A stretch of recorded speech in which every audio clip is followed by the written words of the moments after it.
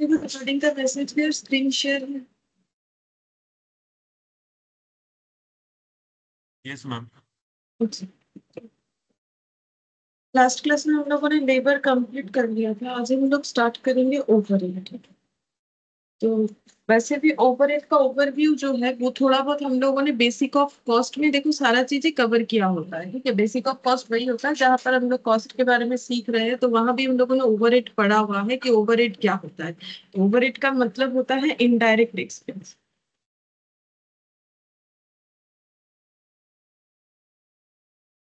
ये हम लोगों ने पढ़ा था। और इनडायरेक्ट एक्सपेंसेस का मतलब कॉस्ट में हमारे लिए क्या होता है, वो एक्सपेंसेस जो 1 यूनिट ऑफ फिनिश गुड्स में हम लोग आइडेंटिफाई नहीं कर सकते थे उसे हम लोग बोलते हैं इनडायरेक्ट एक्सपेंसेस। ठीक है, कि जब गुड्स बन के रेडी हो गया तो वो देख के हम लोग ये नहीं बता सकते हैं कि इसमें वो चीज, ठीक है, चाहे वो मेटेरियल फॉर्म में हो, लेबर फॉर्म में हो या किसी और फॉर्म में हो, वो कितने रुपए का लगा हुआ है। ठीक है, जब हम लोग वो नहीं बता सकते हैं तब हम लोग बोलते हैं कि ये खर्चा हमारा इनडायरेक्ट एक्सपेंसेस है। ठीक है, अब जैसे कि हम एक एग्जांपल देते हैं, जैसे तुम लोग स्टूडेंट हो, ठीक है, तो तुम लोगों के लिए मेटेरियल, लेबर और ओवरहेड क्या होगा। जैसे कि अगर देखा जाए तो तुम लोगों के लिए मेटेरियल क्या है, ये एक एग्जांपल है। ठीक है, या फिर लेबर क्या है और अदर एक्सपेंसेस क्या होगा। ठीक है, जैसे तुम लोग पढ़ाई कर रहे हो, ठीक है, तो तुम लोग के लिए मेटेरियल क्या हो जाएगा, बुक्स हो जाएगा। मेटेरियल का मतलब क्या होता है, एनी सब्सटेंस ना। ठीक है, अगर तुम लोग देखोगे बेसिक में ये सारा चीज लिखवाया हुआ है कि मेटेरियल का मतलब क्या होता है। ठीक है, तो हम जब जो भी बोल रहे हैं ना, नया कुछ नहीं बोल रहे हैं। ठीक है, तो ये पुराना चीज हम एक बार रिपीट कर रहे हैं। तो अगर तुम लोग के लिए अगर डायरेक्ट मेटेरियल का बात करें तो वो हो जाएगा, ये देखो मैंने मेटेरियल को दो पार्ट में डिवाइड कर दिया, डायरेक्ट इनडायरेक्ट। ठीक है, लेबर को भी हम दो पार्ट में डिवाइड कर देंगे, डायरेक्ट और इनडायरेक्ट। और अदर एक्सपेंसेस को भी हम दो पार्ट में डिवाइड कर देंगे, डायरेक्ट और इनडायरेक्ट। फिर इसे एक स्टूडेंट के लाइफ के साथ हम कंपेयर करके बता रहे हैं। जैसे देखो तुम लोग के लिए मेटेरियल क्या होगा, बुक्स। ठीक है, मेटेरियल क्या हो जाएगा, बुक्स। जो भी बुक्स तुम लोग खरीद रहे हो, जैसे अकाउंट्स का हो गया, लॉ का हो गया, कॉस्ट का हो गया, टैक्स का हो गया। ठीक है, मान लो तुम लोग बुक्स खरीद रहे हो, अकाउंट्स का हो गया, टैक्स का हो गया, लॉ का हो गया, कॉस्ट का हो गया, जो भी। ठीक है, तो अगर कोई पूछे कि एक बुक्स का प्राइस कितना है, तो तुम लोग आराम से बता सकते हो जितने में खरीदे हो। ठीक है, मान लो कि 500 में खरीदे हो, सारे बुक्स को ही 500 में खरीदे हो। एक एग्जांपल है तो हम रैंडमली लिख रहे हैं। ठीक है, तो ये क्या हो जाएगा हम लोग का डायरेक्ट मटेरियल। मतलब तुम लोगों को अगर पूछा जाए कि तुम लोग का मटेरियल क्या है, ऑब्वियसली बुक्स है। ठीक है, तो बुक्स खरीदने का पैसा जो तुम लोग आराम से एक बुक्स देख के बता सकते हो कि तुम लोग के पूरे स्टडी में कि बुक्स का खर्चा कितना है, कि भाई मेरा ये स्टडी रेडी करने में जो भी कोर्स हम कर रहे हैं तो उसमें मेरा बुक्स का खर्चा, अकाउंट्स का इतना, टैक्स का इतना, लॉ का इतना, इस तरीके से आ रहा है। ठीक है,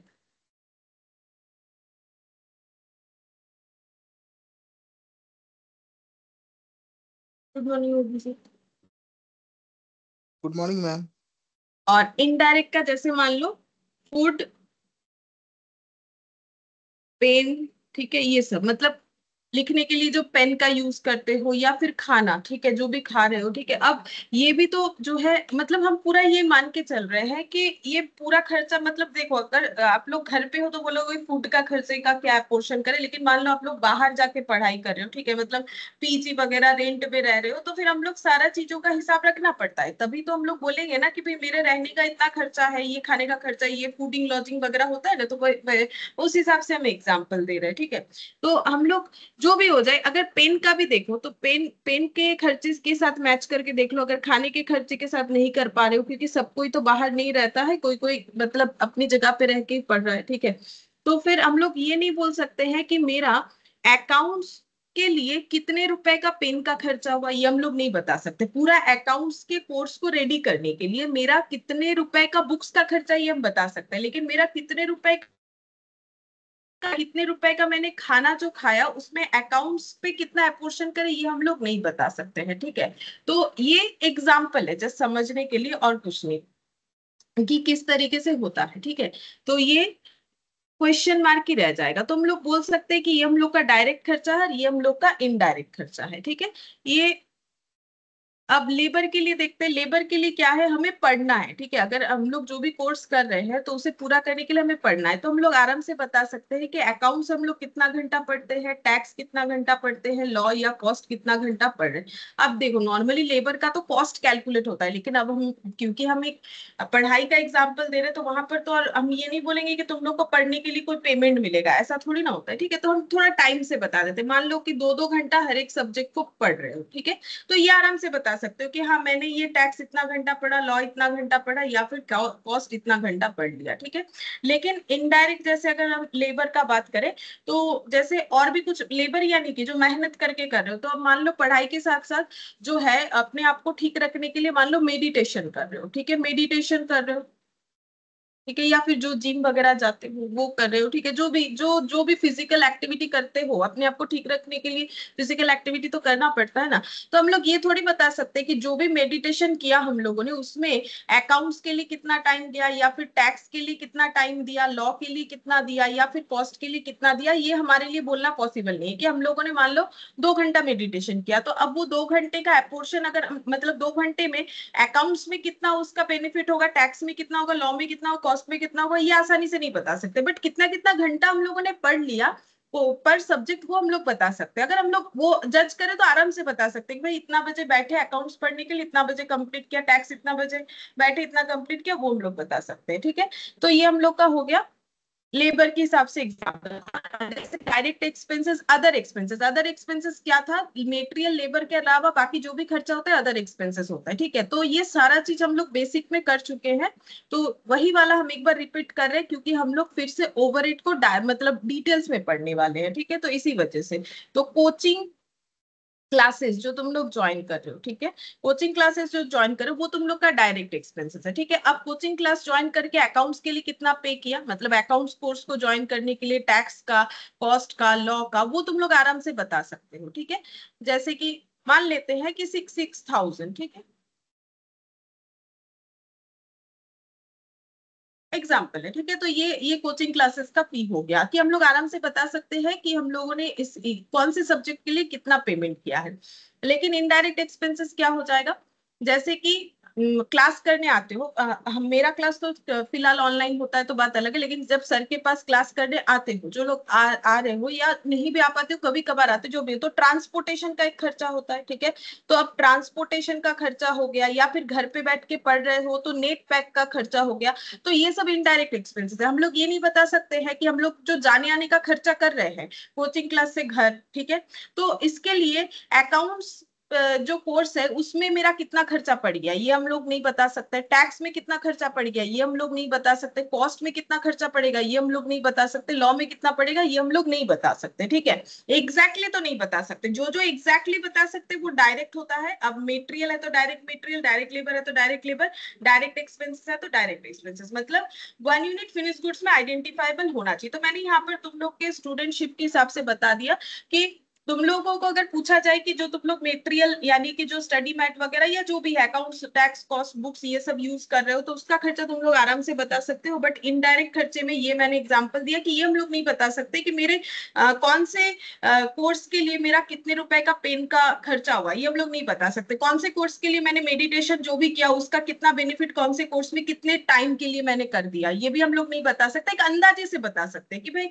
हम रोज ही 4 सब्जेक्ट पढ़ते हैं, अगर हम 2 घंटा मेडिटेशन करते हैं तो 2 आवर्स बाई 4, ये तो एक अंदाजा हो गया है, एग्जैक्ट तो नहीं बता सकते। हो सकता है कि मुझे ज्यादा मतलब ज्यादा जिसमें स्ट्रेस लगता है, ठीक है, जो सब्जेक्ट, ठीक है, मतलब किसी किसी सब्जेक्ट में तो लोगों को लगता है कि ये मेरे लिए थोड़ा मुश्किल है बाकी थोड़ा आसान है, ये सभी के लिए होता है कि भाई ये चीज मुझे ज्यादा कंफर्टेबल है, ये उतना नहीं, इसमें मुझे ज्यादा हार्ड वर्क करना पड़ता है, तो उसमें तो फिर प्रोपोर्शन अलग हो जाएगा ना। तो वही चीज हो गया कि जो हमारा ओवरहेड है ना, ओवरहेड का मतलब इसीलिए क्या था, इनडायरेक्ट एक्सपेंसेस, और इनडायरेक्ट सभी एक्सपेंसेस का मतलब यही था जो 1 यूनिट फिनिश गुड्स में इजीली आइडेंटिफाइबल नहीं है। अदर एक्सपेंसेस में मैंने कोचिंग क्लासेस का एग्जांपल लिया, और ये ट्रांसपोर्टेशन, नेट पैक, ये जो हम लोग खर्चा कर रहे हैं ये भी तो हम लोग पढ़ाई के लिए कर रहे हैं, बट हम लोग ये नहीं बता सकते हैं कि कौन से मतलब कौन से सब्जेक्ट के लिए, कौन से सब्जेक्ट के लिए हमारा एग्जैक्टली कितना खर्चा हो रहा है, ठीक है।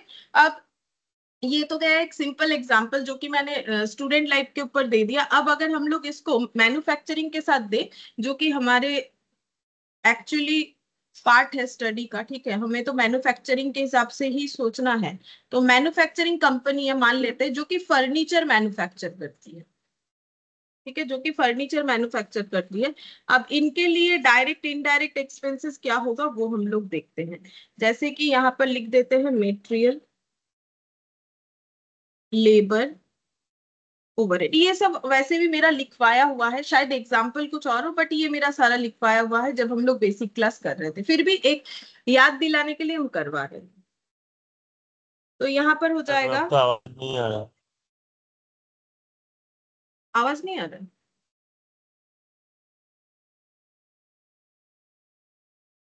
কি বলছো শুনো, আওয়াজ আসছে না? आ रहा है सर, आ रहा है मैम। अच्छा, तो शायद शुभम का कोई नेटवर्क इशू। मैडम बोलिए, ऑफ करके ऑन करेगा एक बार।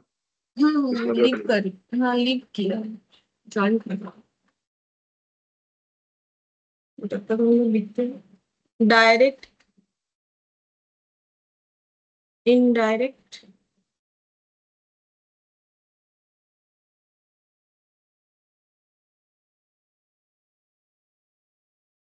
আসছে এবারে আওয়াজ? हाँ मैम। हम्म, ठीक है। लेबर में भी लिखेंगे डायरेक्ट इनडायरेक्ट,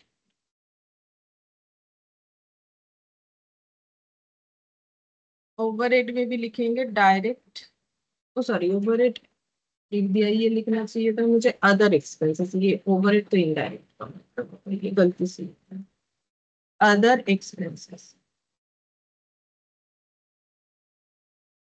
डायरेक्ट इनडायरेक्ट। अच्छा, अब अगर हम लोग फर्नीचर बना रहे हैं तो हमारा डायरेक्ट खर्चा मेनली क्या होगा? मेनली हो जाएगा लकड़ी, अगर लकड़ी का फर्नीचर बना रहे तो वुड, ठीक है, हम लोग ये आराम से बता सकते हैं कि एक टेबल बनाने के लिए हमें कितने रुपए का लकड़ी का जरूरत है। एक ऐसा टेबल, ये बेंच बन के रेडी हो गया, ठीक है, ऐसा एक बेंच बन के रेडी हो गया, ठीक है। ये देख के आराम से, जो मतलब जिनको पता होता है इस बिजनेस के बारे में, जिनको नॉलेज है, वो आराम से बता सकते हैं इस पे कितने रुपए का लकड़ी लगा है, ठीक है। तो 1 यूनिट फिनिश गुड्स में ये लकड़ी का खर्चा हम लोग आइडेंटिफाई कर सकते हैं। इसमें जितने भी कील लगे हुए, ठीक है, मतलब जो कील होता है ना, वो उसको लगाने के लिए यूज होता है, नेल्स जिसे बोलते हैं, ठीक है, तो वो भी हमारा डायरेक्ट खर्चा है। अगर हम लोग पर पीस नेल का खर्चा बता सकते हैं, मतलब अलग अलग तरीके का नेल्स होता है, बहुत छोटा छोटा जो होता है ना, वो तो किलो वगैरह में मिल जाता है, ठीक है, तब तो हम लोग उसको डायरेक्ट नहीं बोलेंगे। एक्चुअली डायरेक्ट इनडायरेक्ट का डेफिनेशन मेन ऐसा ही है कि अगर हम लोग 1 यूनिट फिनिश गुड्स में आइडेंटिफाई कर पाए तो डायरेक्ट, नहीं कर पाए तो इनडायरेक्ट। जैसे मैंने नेल्स का खर्चा लिखा, अब अगर ये बेंच बनाने का जिनका कारखाना है जो बना रहे हैं, उनका अगर ये नेल्स का खर्चा किलो में होता है तब वो इनडायरेक्ट हो जाएगा। लेकिन अगर पर पीस, जैसे पर पीस जो है 5 रुपए करके मिल रहा है सपोज, ठीक है, कि भाई एक बेंच में 10 पीस लगता है नेल्स लगाने के लिए, और एक नेल 5 रुपए का आता है, तो फिर एक बेंच में 50 रुपए का नेल्स लगेगा, तब वो डायरेक्ट हो जाएगा। लेकिन जो किले लिए गए वो अगर किलो किलो में, केजी में लिए गए हैं, ठीक है, तो फिर हम लोग का वो डायरेक्ट नहीं होगा। तो वो डिपेंड करता है कि किस तरीके से वो प्रोडक्शन में यूज हो रहा है, उसके हिसाब से हम लोग उसे डायरेक्ट इनडायरेक्ट बोले, ठीक है। अब इनडायरेक्ट खर्चे में मटेरियल में क्या हो गया, जैसे हम लोग बोल सकते हैं ग्लू वगैरह, ठीक है, मतलब जो फेविकॉल वगैरह का यूज होता है चिपकाने के लिए, ठीक है, जो फर्नीचर बनता है तो वहां फेविकॉल वगैरह का यूज होता है। तो वो फेविकॉल वगैरह तो किलो में, 5-5 किलो में ले लिया जाता है, और बहुत सारे मतलब प्रोडक्शन में यूज होते ही जा रहे हैं, होते ही जा रहे हैं। लेकिन हम लोग ना एक बेंच देख के नहीं बता सकते इस पे कितने रुपए का फेविकॉल लगा है, वो उतना आसान नहीं है। लेकिन इस चैप्टर में तो वही सीखना है ना, कि हमें ये फाइंड आउट करना है कि फेविकॉल का खर्चा भी कितना है, क्योंकि वो भी तो कस्टमर से ही लेना है। ऐसा थोड़ी है कि हम लोग आइडेंटिफाई नहीं कर पा रहे तो कस्टमर से नहीं लेंगे। कस्टमर से लेने का मतलब प्रोडक्ट के कॉस्ट में ऐड करके हमें फाइंड आउट करना है। तो जो फेविकॉल का यूज हुआ है तो उसका भी खर्चा तो हमें फाइंड आउट करना है। तो फेविकॉल का खर्चा हम लोग फाइंड आउट इतने आसानी से तो नहीं कर पाएंगे, ये देख के नहीं बता सकते कि इसमें 100 रुपए का फेविकॉल लगा कि 150 रुपए का लगा, नहीं बता सकते, ठीक है, क्योंकि वो सब अब जो है, अब अगर ऐसा होता है कि एक एक बेंच में छोटा छोटा फेविकॉल का डब्बा लाया जाता है और ये एक बेंच में उतना ही लगता है, तब वो डायरेक्ट हो जाएगा। जैसे कि मैंने बोला कि भाई एक छोटा डब्बा लाया जाता है और हमें पता है एक डब्बा एक पूरा बेंच बनाने में लग जाता है, तब वो डायरेक्ट होगा। लेकिन नॉर्मली तो ऐसा नहीं होता है। नॉर्मली वो बड़े कंटेनर में जो ज्यादा, मतलब ज्यादा क्वांटिटी में लिया जाता है, फिर वो यूज किया जाता है, ठीक है, तो फिर वो हमारा इनडायरेक्ट खर्चा हो जाएगा। अच्छा, अब यहाँ पर और क्या हो सकता है, lubricating oil, lubricating oil for machine, ठीक है। जो मशीन है, जिस मशीन पे ये बेंच बन रहा है, उस मशीन को स्मूथली रन करवाने के लिए हम लोग लुब्रिकेटिंग ऑयल वगैरह का यूज कर रहे हैं, तो उस मशीन के पीछे ऑयल का खर्चा तो वो भी तो कस्टमर से निकालना पड़ेगा। तो वो भी हम लोग जो है ये बेंच देख के नहीं बता सकते कि हाँ इस पे इतने रुपए का ऑयल का खर्चा हुआ है, ठीक है। तो ये हो गया एग्जाम्पल। लेबर का क्या हो गया, मेनली जो कारपेंटर है जो ये बना रहा है, ठीक है, वो हो जाएगा इस केस में डायरेक्ट लेबर। डायरेक्ट लेबर का मतलब जो प्रोडक्शन के साथ रिलेटेड होते हैं वो डायरेक्ट लेबर हो गए। अब इनडायरेक्ट लेबर में जैसे अगर एग्जांपल दे दे तो सुपरवाइजर, ठीक है, तो सुपरवाइजर का काम क्या होता है कि सारे काम ठीक से हो रहे हैं कि नहीं वो चेक करना।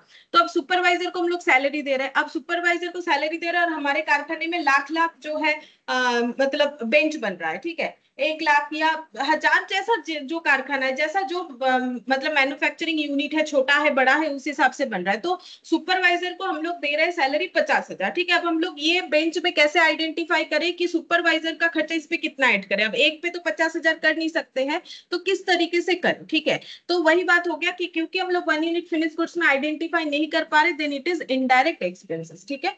अदर एक्सपेंसेस में हम लोग यहाँ पर देखेंगे जैसे कि कैरेज इनवर्ट, ठीक है, डायरेक्ट में। अदर एक्सपेंसेस में डायरेक्ट हो गया कैरेज इनवर्ट। कैरेज इनवर्ट का मतलब क्या होता है, कैरेज इनवर्ट का मतलब होता है कि जो भी हम लोग मटेरियल खरीद के लेके आ रहे हैं हमारे प्रोडक्शन को करने के लिए, जैसे यहाँ पर लकड़ी लाया जाएगा, बाकी और भी ये सारी चीजें लाने पड़ेंगे, तो ये सारी चीजों को लाने के लिए जो कैरेज का खर्चा होता है उसे कैरेज इनवर्ट बोलते हैं। तो ये हमारा डायरेक्ट खर्चा हो जाएगा।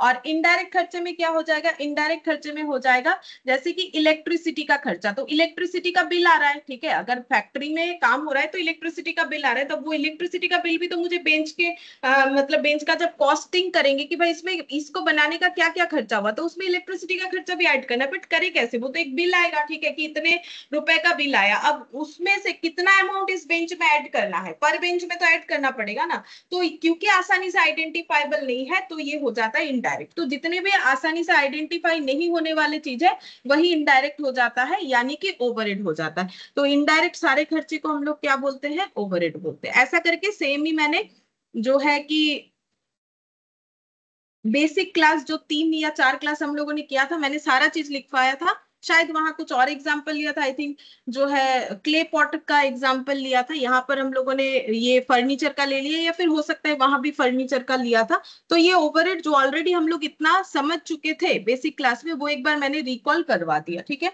अब यहाँ पर लिखेंगे 2-3 point. If expenses can't identified in 1 unit of finished goods, then it is called overhead और indirect expenses, ठीक है। अभी तक जो बोला वही मैंने एक बार लिखवा दिया। Next, to control overhead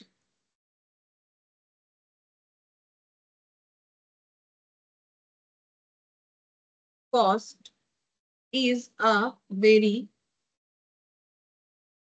tedious task for any organization।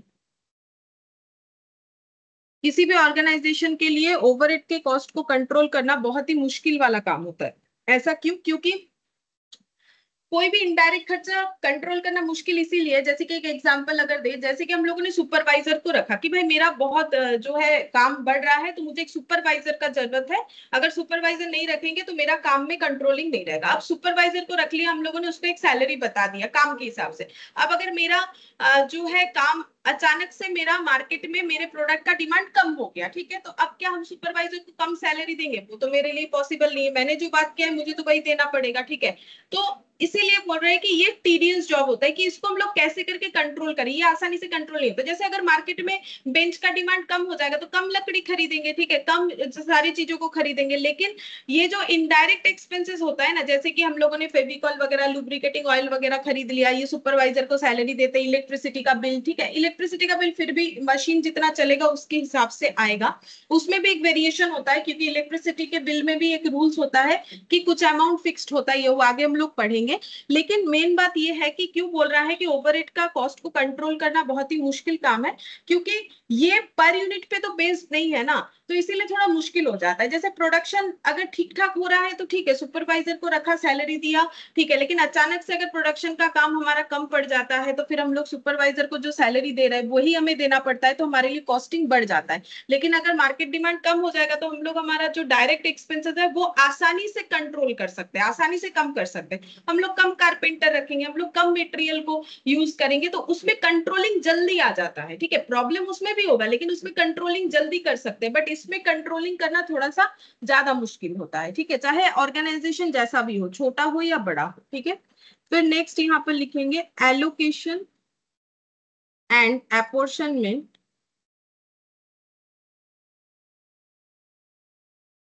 Of overhead cost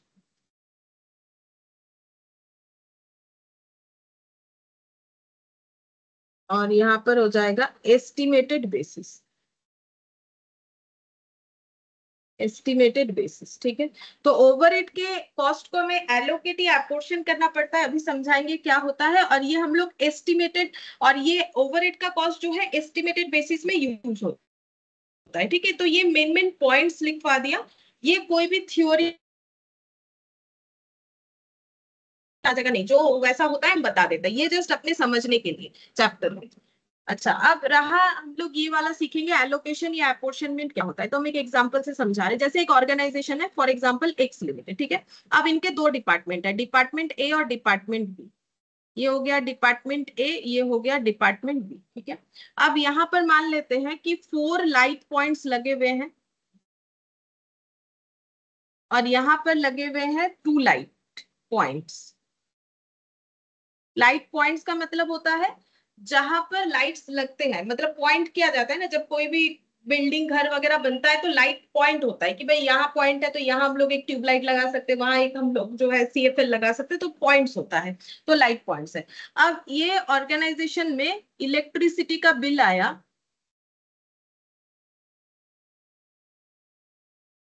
30,000 example के तौर पे। ठीक है, तो अब मुझे क्या करना है, इस 30,000 का खर्चा जो है ये पूरे ऑर्गेनाइजेशन का आया। ठीक है, अब इसके अंदर 2 डिपार्टमेंट है, मतलब ये पूरा ऑर्गेनाइजेशन है, इसके अंदर 2 डिपार्टमेंट और ये लाइट पॉइंट्स लगे हुए। तो अब हम लोग क्या करेंगे, इलेक्ट्रिसिटी के बिल को किस तरीके से जो है हम लोग दोनों डिपार्टमेंट में दिखाएंगे, क्योंकि यहाँ कुछ अलग प्रोडक्शन होता है या फिर यहाँ अलग होता है। अब 2 डिपार्टमेंट है तो दोनों का अलग अलग खर्चा वगैरह सब पता करना पड़ता है। ठीक है, तो ये जो है इसमें कितना खर्चा हो जाएगा, तो 30,000 इंटू हम लोग कर लेंगे 4/6, मतलब हम लोग लाइट पॉइंट्स जो है उसके रेशियो में बांट देंगे कि भाई यहाँ तो 4 लाइट पॉइंट्स जलता है तो यहाँ इलेक्ट्रिसिटी का बिल ज्यादा होना चाहिए या कम होना चाहिए, लेकिन इसको डिस्ट्रीब्यूट कैसे करें, तो रेशियो में करेंगे।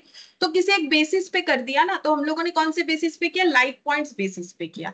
तो यहाँ पर आंसर आ जाएगा, ये हो जाएगा 20,000 हो रहा है। ठीक है, और ये हो जाएगा हम लोग का 10,000। ठीक है, तो इसको हम लोग क्या बोलेंगे, अपॉर्शनमेंट या फिर डिस्ट्रीब्यूशन। इसको बोलेंगे एपोर्शन करना, एपोर्शन करना या डिस्ट्रीब्यूट करना। तो हम लोगों ने 30,000 को डिस्ट्रीब्यूट कर दिया। ठीक है, इसे बोला जाता है एपोर्शन करना या डिस्ट्रीब्यूट करना। कैसे करना पड़ता है, किसी एक बेसिस पे करना पड़ता है। क्या बेसिस हमें क्वेश्चन में दे देगा, बिल्कुल दे देगा। अभी हम सिखाएंगे भी कि कौन से चीज को कौन से बेसिस पे किया जाता है। ठीक है, जैसे इलेक्ट्रिसिटी बिल है तो इलेक्ट्रिसिटी से रिलेटेड आइटम के साथ हमें उस बेसिस पे करना चाहिए। तो ये एग्जाम्पल है, बाकी अभी लिस्ट भी लिखवाएंगे थोड़ा बहुत कि कैसे करके होगा। अब सेम क्वेश्चन को हम अलग तरीके से बताते हैं। एक्स लिमिटेड ऑर्गेनाइजेशन है, वही डिपार्टमेंट ए और बी है। ठीक है, और यहाँ पर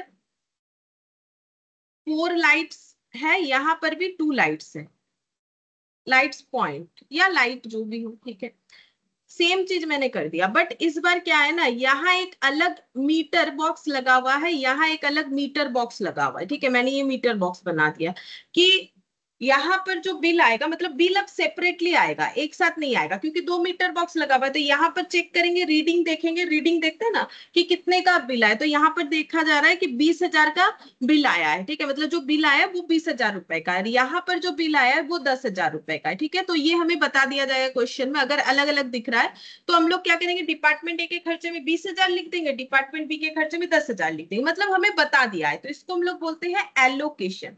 मतलब खर्चा जब हमें पता है अलग अलग तरीके से डिफरेंटली कि डिपार्टमेंट ए का कितना है या डिपार्टमेंट बी का कितना है, तो जब हम लोग दोनों खर्चे को, मतलब जो भी खर्चा है उसको डिपार्टमेंट वाइज हमें इंडिविजुअली बता दिया गया है, तब हम लोग उस डिपार्टमेंट में वो खर्चा लगा देते हैं, जिसको बोलते हैं एलोकेट करना, लगाना, ठीक है, एलोकेशन करना। लेकिन अगर हमें एक साथ दे दिया है खर्चा, लेकिन वो 2 जगह का है, तो हम लोग फिर क्या करेंगे, उसे बांटेंगे किसी एक बेसिस पे। तो बेसिस क्या होगा, एप्रोप्रिएट बेसिस पे बांटना चाहिए। एप्रोप्रिएट मतलब जो सही लगे कि भाई ये खर्चा इस बेसिस पे होना चाहिए। जैसे इलेक्ट्रिसिटी का बिल हम लोग लाइट पॉइंट्स पे आराम से बांट सकते हैं, ठीक है। तो 2 तरीके से हम लोग ओवरहेड खर्चे को डिस्ट्रीब्यूट करेंगे। अगर हमें अलग अलग दे दिया है तो जिसका जो है उस पे उतना लगा देंगे, दैट इज एलोकेशन। और अगर हमें कंबाइनली दिया हुआ है, हमें अलग करना है, तो हमें क्वेश्चन में कुछ ना कुछ बेसिस देगा, हमें उस हिसाब से कैलकुलेट करके लगा देना होता है। तो उस प्रोसेस को बोला जाता है एपोर्शनमेंट, ठीक है। अच्छा, अब एस्टिमेशन बेसिस का मतलब क्या है, ये वाला पॉइंट समझा रहे कि एस्टिमेटेड बेसिस पे ओवरहेड का खर्चा हम लोग कैलकुलेट करते हैं। तो ये इसका मतलब क्या है, एस्टिमेटेड बेसिस का मतलब ये है, जैसे कि एक एग्जांपल देते हैं कि हम लोग का मान लेते हैं कि एक लैपटॉप मैन्युफैक्चरिंग कंपनी है, ठीक है। अब वो लैपटॉप जब बेचेगी तो उसके लिए उसको सेल प्राइस डिसाइड करना पड़ेगा कि भाई मेरा सेल प्राइस कितना होना चाहिए एक लैपटॉप का। तो सेल प्राइस डिसाइड करने के लिए क्या, स्टार्टिंग में जब पढ़ रहे थे कॉस्टिंग, तब हम लोगों ने यही सीखा था। अब कॉस्ट अगर हम लोग पता करेंगे तो मतलब हमें क्या क्या पता करना है कि इसमें कितने रुपए का रॉ मटेरियल लगा, कितने रुपए का लेबर लगा, कितने रुपए का अदर एक्सपेंसेस लगा। और इसमें इस सभी में डायरेक्ट इनडायरेक्ट, डायरेक्ट इनडायरेक्ट, इस तरीके से पोर्शंस इंक्लूडेड होते हैं, ठीक है। अब इसमें अगर हम लोग प्रॉफिट ऐड कर देंगे तो हमें सेल प्राइस पता चल जाएगा। अब जब हम लोग कॉस्ट ऐड करते हैं, एक लैपटॉप बनाने के लिए हमारा मटेरियल का, डायरेक्ट मटेरियल का खर्चा भी हम लोग आइडेंटिफाई कर लेंगे, डायरेक्ट लेबर भी कर लेंगे, डायरेक्ट एक्सपेंसेस भी कर लेंगे। लेकिन कोई इनडायरेक्ट खर्चा, उसको हम लोग जो है आसानी से आइडेंटिफाई नहीं कर पाएंगे। जैसे कैसे बता रहे, जैसे हम लोगों ने एक महीने में, मान लेते 1 मंथ में 10,000 पीसेस लैपटॉप प्रोडक्शन किया, ठीक है, 10,000 पीसेस लैपटॉप प्रोडक्शन किया। अब हम लोग क्या कर रहे हैं, लैपटॉप जैसे प्रोडक्शन हमारा कंप्लीट हो जाता है, मतलब कंप्लीट फिनिश गुड्स बनेगा, तो हम लोग मार्केट में बेचने का कोशिश करेंगे। लेकिन अभी तक हमारा इलेक्ट्रिक बिल नहीं आया, ठीक है, हमारा इलेक्ट्रिक बिल जो है फैक्ट्री का वो नहीं आया, हमें नहीं पता कि कितना होगा, लेकिन हमारे पास चीज रेडी है, अब हमें बेचना पड़ेगा। अब बेचने के लिए हम लोग सोच रहे हैं इलेक्ट्रिक बिल के खर्चे को भी तो ऐड करेंगे पर प्रोडक्ट पे, लेकिन अभी तक बिल ही नहीं आया। अब बिल आएगा मान लेते 10 दिन बाद, ठीक है। तो क्या हम लोग 10 दिन बाद बेचना शुरू करें, ऐसा तो पॉसिबल नहीं है, ठीक है। तो ये तो होता ही जाएगा, हर मंथ होता जाएगा कि मेरा प्रोडक्शन रेडी हो जाएगा। अगर हम 7 दिन में जो प्रोडक्शन रेडी किए उसे बेचना चाहते हैं, तो क्या हम बिल के लिए वेट करेंगे, कब बिल आएगा तब बिल का खर्चा देखेंगे, फिर उसे प्रोडक्शन के कॉस्ट में ऐड करेंगे, ऐसा तो पॉसिबल नहीं है। तो फिर मुझे क्या करना पड़ेगा, मुझे एस्टिमेटेड बेसिस पे इलेक्ट्रिक बिल के खर्चे को भी अपने प्रोडक्ट में ऐड करना पड़ेगा, ठीक है, एस्टिमेटेड बेसिस पे। अब ये एस्टिमेटेड बेसिस कैसे हो सकता है, जैसे कि अगर प्रीवियस कोई नॉलेज है उसके बेसिस पे कर सकते हैं, या फिर ऐसा काम कोई करता है तो उनसे जाके पूछ के जो है कुछ डेटा और कलेक्ट वगैरह करके अंदाजे से, जो भी होगा अंदाजे से होगा, चाहे कोई भी वे आउट हम लोग क्यों ना कर ले। अगर हमारा कोई प्रीवियस एक्सपीरियंस है या हम लोगों के आसपास कोई ऐसा काम कर रहा है, हम लोग डेटा अगर कलेक्ट कर सकते हैं तो वो देख के। तो वही चीज है कि ओवरहेड का खर्चा ना एस्टिमेटेड बेसिस पे होता है, हमें भी नहीं पता होता है कि ये खर्चा कितना होने वाला है। लेकिन मुझे अगर अपना प्रोडक्ट बेचना है, अगर हम डेली जो लैपटॉप बनता है वही बेचना चाहते हैं कि भाई डेली हम 15 पीसेस मेरा लैपटॉप बन रहा है तो हम वही बेचेंगे, तो क्या हम मंथ एंड में इलेक्ट्रिक बिल के लिए वेट करेंगे? Obviously not. तो मुझे तो इलेक्ट्रिक बिल का खर्चा भी उसमें ऐड करके ही जो है बेचना पड़ेगा मेरे प्रोडक्ट को। जब बिल आएगा तब आएगा, ठीक है, उसके पहले मुझे एस्टिमेटेड बेसिस पे करना पड़ेगा। इसीलिए बोला जाता है कि ओवरहेड का खर्चा एस्टिमेटेड बेसिस पे किया जाता है, ठीक है। तो ये हो गया, ये मेनली 2 पॉइंट का मतलब। बाकी ये दो तो डेफिनेशन जैसा है जो हम लोगों ने पढ़ भी लिया था पहले भी, कि जो हम लोग 1 यूनिट फिनिश गुड्स में आइडेंटिफाई नहीं कर पाएंगे वो ओवरहेड होता है, और इस खर्चे को कंट्रोल करना बहुत ही मुश्किल होता है, ठीक है। क्योंकि हम लोगों ने मान लो एक बेसिस सोच लिया कि इलेक्ट्रिसिटी बिल इतना होगा तो पर प्रोडक्ट पे इतना लगाएंगे, लेकिन हुआ कुछ और, ठीक है, तो हमारे कंट्रोल में नहीं होता इस तरीके का खर्चा, ठीक है। अब यहाँ पर लिखेंगे क्लासिफिकेशन ऑफ ओवरहेड।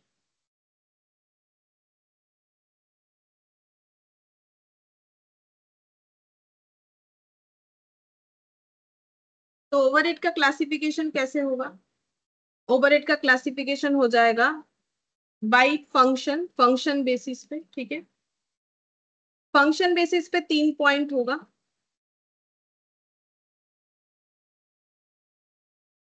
पहला factory, manufacturing,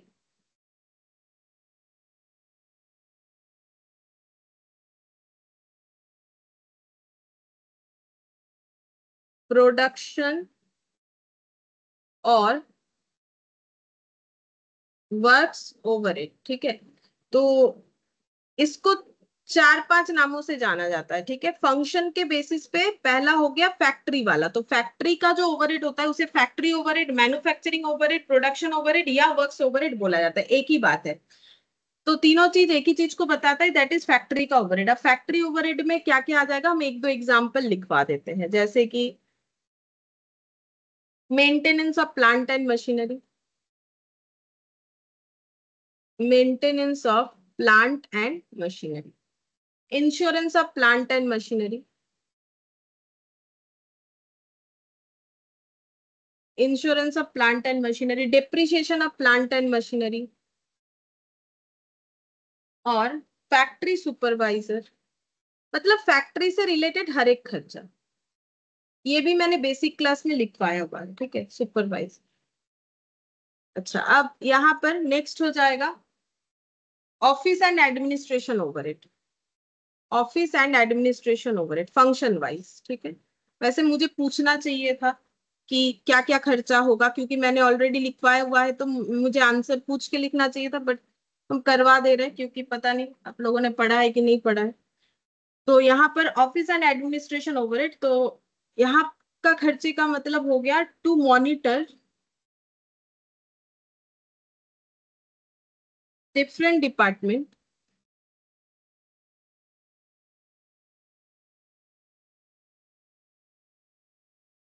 like accounts, production department. तो ऑफिस एंड एडमिनिस्ट्रेशन वालों का काम क्या होता है, ऑफिस वाला जैसे अकाउंट्स वगैरह संभालेगा, ठीक है। तो बाकी जो है एडमिनिस्ट्रेशन, जैसे प्रोडक्शन डिपार्टमेंट में मॉनिटर करना, ये सारे काम कर सकते हैं। जैसे कि एग्जांपल के तौर पे अगर देखें, salary pay to staff, depreciation of office building,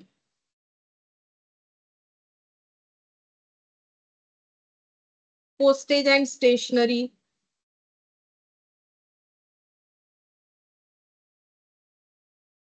तो बेसिकली वो सारे खर्चे जो ऑफिस और एडमिनिस्ट्रेशन से रिलेटेड खर्चे होंगे, वो हम लोगों का हो जाएगा क्लासिफिकेशन ओवरहेड में फंक्शंस रिलेटेड पार्ट, ठीक है। और एक हो जाएगा selling and distribution overhead, selling and distribution.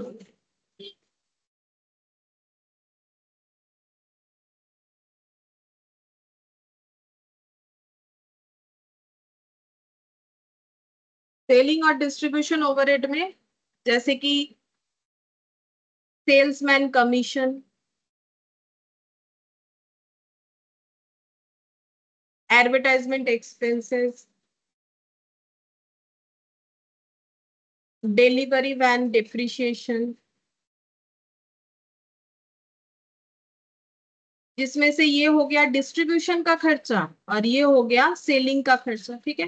तो अगर पढ़ के देखा जाए फंक्शन वाइज जो 3 पार्ट्स होते हैं, ठीक है, ओवरहेड के, एक हो जाता है फैक्ट्री का काम, एक हो जाता है ऑफिस एडमिनिस्ट्रेशन का काम, एक हो जाता है सेलिंग डिस्ट्रीब्यूशन का काम। फंक्शन का मतलब तो वही होता है, ठीक है। तो ऑफिस में जो फैक्ट्री या मैन्युफैक्चरिंग में जो भी काम होता है, तो उससे रिलेटेड सारे खर्चे को हम लोग बोलते हैं फैक्ट्री ओवरहेड। जैसे फैक्ट्री में जो प्लांट मशीनरी लगा हुआ, उसका मेंटेनेंस, उसका इंश्योरेंस, उसका depreciation, factory supervisor supervisor etcetera. ये थोड़ी ना कोई लिस्ट है, ठीक है, ये लिस्ट का थोड़ी ना कोई कंप्लीशन है, कुछ भी खर्चा हो सकता है। जो ऑफिस फैक्ट्री रिलेटेड है वो फैक्ट्री ओवरहेड होगा, जो ऑफिस रिलेटेड है वो ऑफिस ओवरहेड होगा, ऑफिस या एडमिनिस्ट्रेशन रिलेटेड है वो ऑफिस एंड एडमिनिस्ट्रेशन ओवरहेड में जाएगा। वो तो हमें पढ़ के समझना पड़ेगा कि ऑफिस का खर्चा है कि नहीं। अगर बोलेगा प्लांट मशीनरी का खर्चा, हम लोग बोलेंगे ऑफिस का खर्चा है, ये तो पॉसिबल नहीं, ऑफिस में थोड़ी ना प्लांट लगा हुआ रहता है, ठीक है, वो तो कॉमन सेंस से समझना है, इसका कोई लिस्ट नहीं होता। ये जस्ट मैंने दो चार एग्जांपल दिए चीजों को समझने के लिए। सेलिंग डिस्ट्रीब्यूशन में जैसे मैंने बोल दिया, सेल्समैन को दिया गया कमीशन, एडवर्टाइजमेंट का खर्चा, डिस्ट्रीब्यूशन में डिलीवरी वैन का डिप्रिसिएशन वगैरह, ये सब, ठीक है। अच्छा, अब नेक्स्ट करेंगे बाय नेचर। बाय फंक्शन के बाद यहां पर हो जाएगा बाय नेचर। नेचर वाइज भी क्या होता है, ओवरहेड का खर्चा कितने तरीके से क्लासिफाई होगा, तीन तरीके से हो जाएगा। फिक्स्ड ओवरहेड, वेरिएबल ओवरहेड और सेमी फिक्स्ड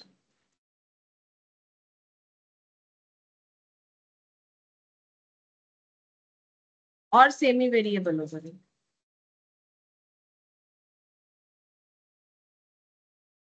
तो फिक्स्ड ओवरहेड का मतलब वो खर्चा होता है, फिक्स्ड ओवरहेड हो या फिर फिक्स्ड कॉस्ट हो, जो भी हो, फिक्स्ड कॉस्ट या फिक्स्ड ओवरहेड, उसका मतलब होता है ऐसा खर्चा जो हमारे लेवल ऑफ आउटपुट के ऊपर डिपेंड नहीं करता है। जैसे फैक्ट्री का रेंट, अब हम 1 लाख यूनिट प्रोडक्शन करें या 1 यूनिट प्रोडक्शन करें, मेरा रेंट वही रहेगा, ठीक है। तो इसका मेन बात ये होता है, not vary with level of output, ठीक है। तो वो आउटपुट लेवल के साथ वेरी नहीं करता है। जैसे कि एग्जांपल के तौर पे, रेंट फॉर फैक्ट्री बिल्डिंग,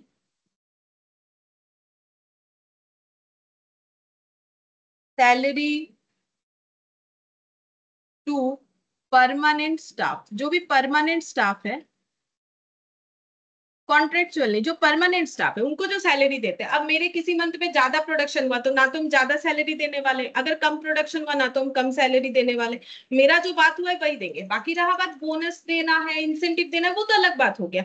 लेकिन थोड़ी ना प्रोडक्शन यूनिट के ऊपर वो डिपेंड करेगा। प्रोडक्शन यूनिट के ऊपर डिपेंड करके अगर चेंज होता है तो वो फिर फिक्स नहीं होगा। लेकिन प्रोडक्शन यूनिट कम हो या ज्यादा, जो खर्चा मेरा जितना आ रहा है उतना, अगर प्रोडक्शन जीरो भी होगा तो मेरा वही खर्चा लगेगा, ठीक है। जैसे अगर मेरा 1 महीना फैक्ट्री बंद रहा तो भी तो मुझे रेंट देना पड़ेगा।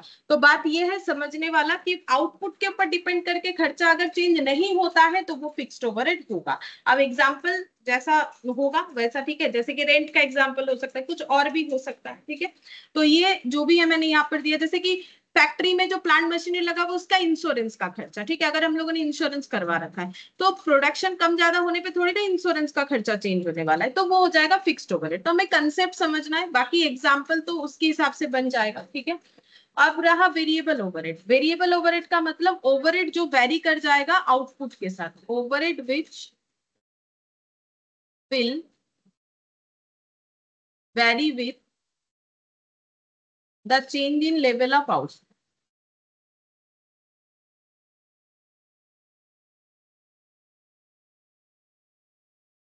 आउटपुट के चेंज के साथ साथ जो खर्चा चेंज हो सकता है, जैसे कि क्या क्या खर्चा हो सकता है, जैसे फ्यूल कॉस्ट, ठीक है, फैक्ट्री को चलाने के लिए जो फ्यूल का जरूरत होता है, फ्यूल का खर्चा, ठीक है। तो अगर हमारा कम प्रोडक्शन हुआ तो फ्यूल का खर्चा कम होगा, ज्यादा हुआ तो ज्यादा होगा, ठीक है, ज्यादा प्रोडक्शन हुआ। फिर ऐसे लिख देते हैं रॉ मेटेरियल का कॉस्ट, ठीक है, ज्यादा प्रोडक्शन होगा तो ज्यादा रॉ मेटेरियल लगेगा, कम प्रोडक्शन होगा तो कम रॉ मेटेरियल लगेगा, हम लोग कितना यूनिट बना रहे हैं उस पर ये खर्चा डिपेंड करेगा, ठीक है। तो ये दो ही एग्जांपल मैंने दे दिया। अब सेमी वेरिएबल या सेमी फिक्स्ड खर्चे का मतलब है कि जहां पर फिक्स्ड और वेरिएबल दोनों नेचर का खर्चा इंक्लूडेड होता है, ठीक है। जैसे एग्जाम्पल के तौर पे हम लोग यहाँ पर बोल सकते हैं इलेक्ट्रिसिटी का खर्चा, इलेक्ट्रिसिटी का खर्चा, ये हम लोग का ना सेमी वेरिएबल या सेमी फिक्स नेचर का होता है। कैसे, जैसे अगर देखा जाए, अगर ये कभी आप लोगों ने ध्यान दिया है तो देख सकते हैं कि इलेक्ट्रिसिटी का अगर हमारा कंजम्पशन किसी मंथ जीरो भी होता है ना, ठीक है, जैसे ये जीरो कैसे समझ में आएगा कि कंजम्पशन जीरो, नॉर्मली तो कोई ना कोई घर पे रहेगा ही तो फिर जीरो नहीं होगा। लेकिन ये चीज अच्छे से वो समझ सकते हैं जो रेंट वगैरह या पीजी लेके रहते हैं, स्पेशली स्टूडेंट लाइफ में हम बोल रहे हैं, जैसे कि किसी मतलब मान लीजिए कोई छुट्टी वगैरह हुआ तो आप लोग घर चले गए, ठीक है, 1 महीने के लिए, ठीक है। अब पूरा महीना होगा तब ना पता चलेगा, 15-20 दिन में क्या पता चलेगा। 15-20 दिन बाद अगर हम लोग लौट के आ जाते हैं तो कुछ ना कुछ तो बिल आएगा ही, ऐसा हमें लगेगा, क्योंकि कंजम्पशन होगा इलेक्ट्रिसिटी का तो बिल आएगा ही। लेकिन अगर हम लोग 1 मंथ जो है कंजम्पशन नहीं कर रहे बाई चांस, ठीक है, फिर भी हमारा कुछ ना कुछ बिल आएगा ही। क्यों आता है? क्योंकि एक्चुअली इलेक्ट्रिसिटी का बिल जो है सिर्फ कंजम्पशन यूनिट पे नहीं होता है। इलेक्ट्रिसिटी जो हमें प्रोवाइड होता है ना, उसके लिए उसका मेंटेनेंस वगैरह का एक फिक्स्ड खर्चा होता है, तो वो हमें हर मंथ पे करना पड़ता है, वो उसमें इंक्लूडेड होता है हमारे बिल में। और बाकी जो है हमारे कंजम्पशन के ऊपर डिपेंड करके जो है वो मतलब इंक्लूड होते जाता है, ठीक है। जैसे और एग्जांपल अगर दे, जैसे कि लेबर को जब हम लोग वेजेस दे रहा है या सैलरी दे रहे हैं, जो भी दे रहे हैं, तो वो हमारा फिक्स्ड है कि भाई मैंने बोल दिया कि मैंने आपको हर मंथ इतने रुपए देना है, या फिर डेली बेसिस पे देते हैं तो डेली इतना देना है। लेकिन अब हम लोगों को उनका काम ठीक लगा तो हम लोगों ने जो है बोनस दिया, या फिर जो है इंसेंटिव दिया, या फिर जो है ओवर टाइम पेमेंट किया, तो वो हमारा क्या हो गया? वेरिएबल नेचर का पेमेंट। फिक्स तो एक है कि हम इनको काम पे रख रहे हैं, ये हमारे यहाँ ऑर्गेनाइजेशन में इतने रुपए सैलरी से काम करते हैं।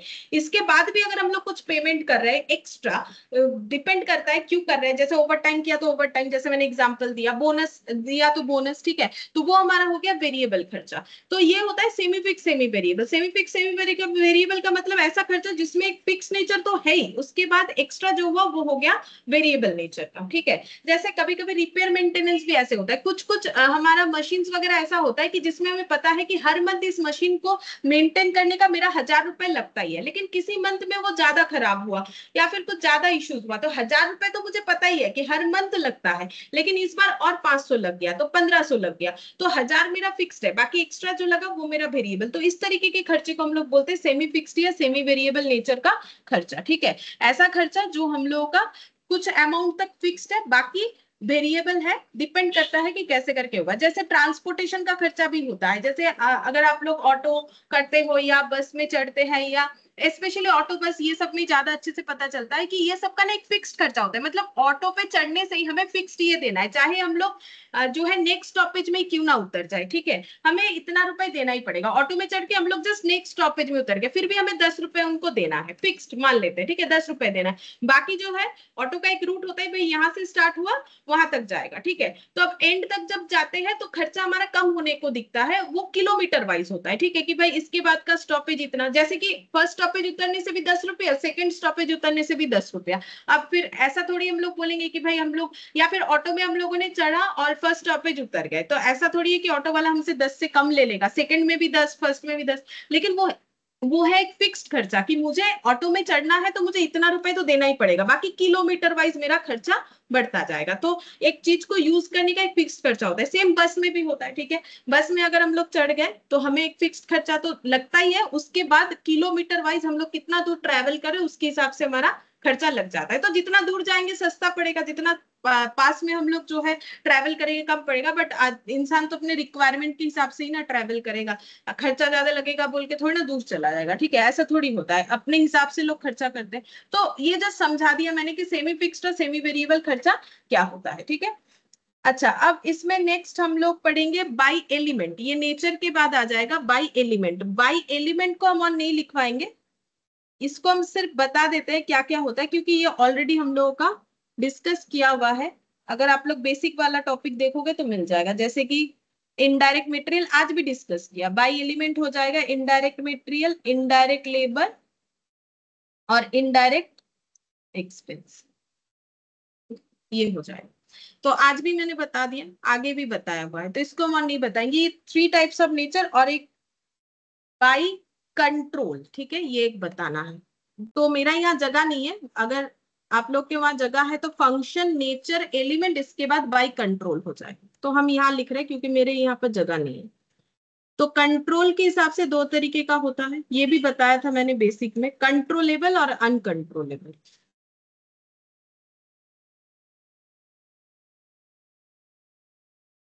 ये भी हमारा लिखा हुआ है, ठीक है, फिर भी हम एक बार बताएंगे, यहाँ हमें जरूरत है।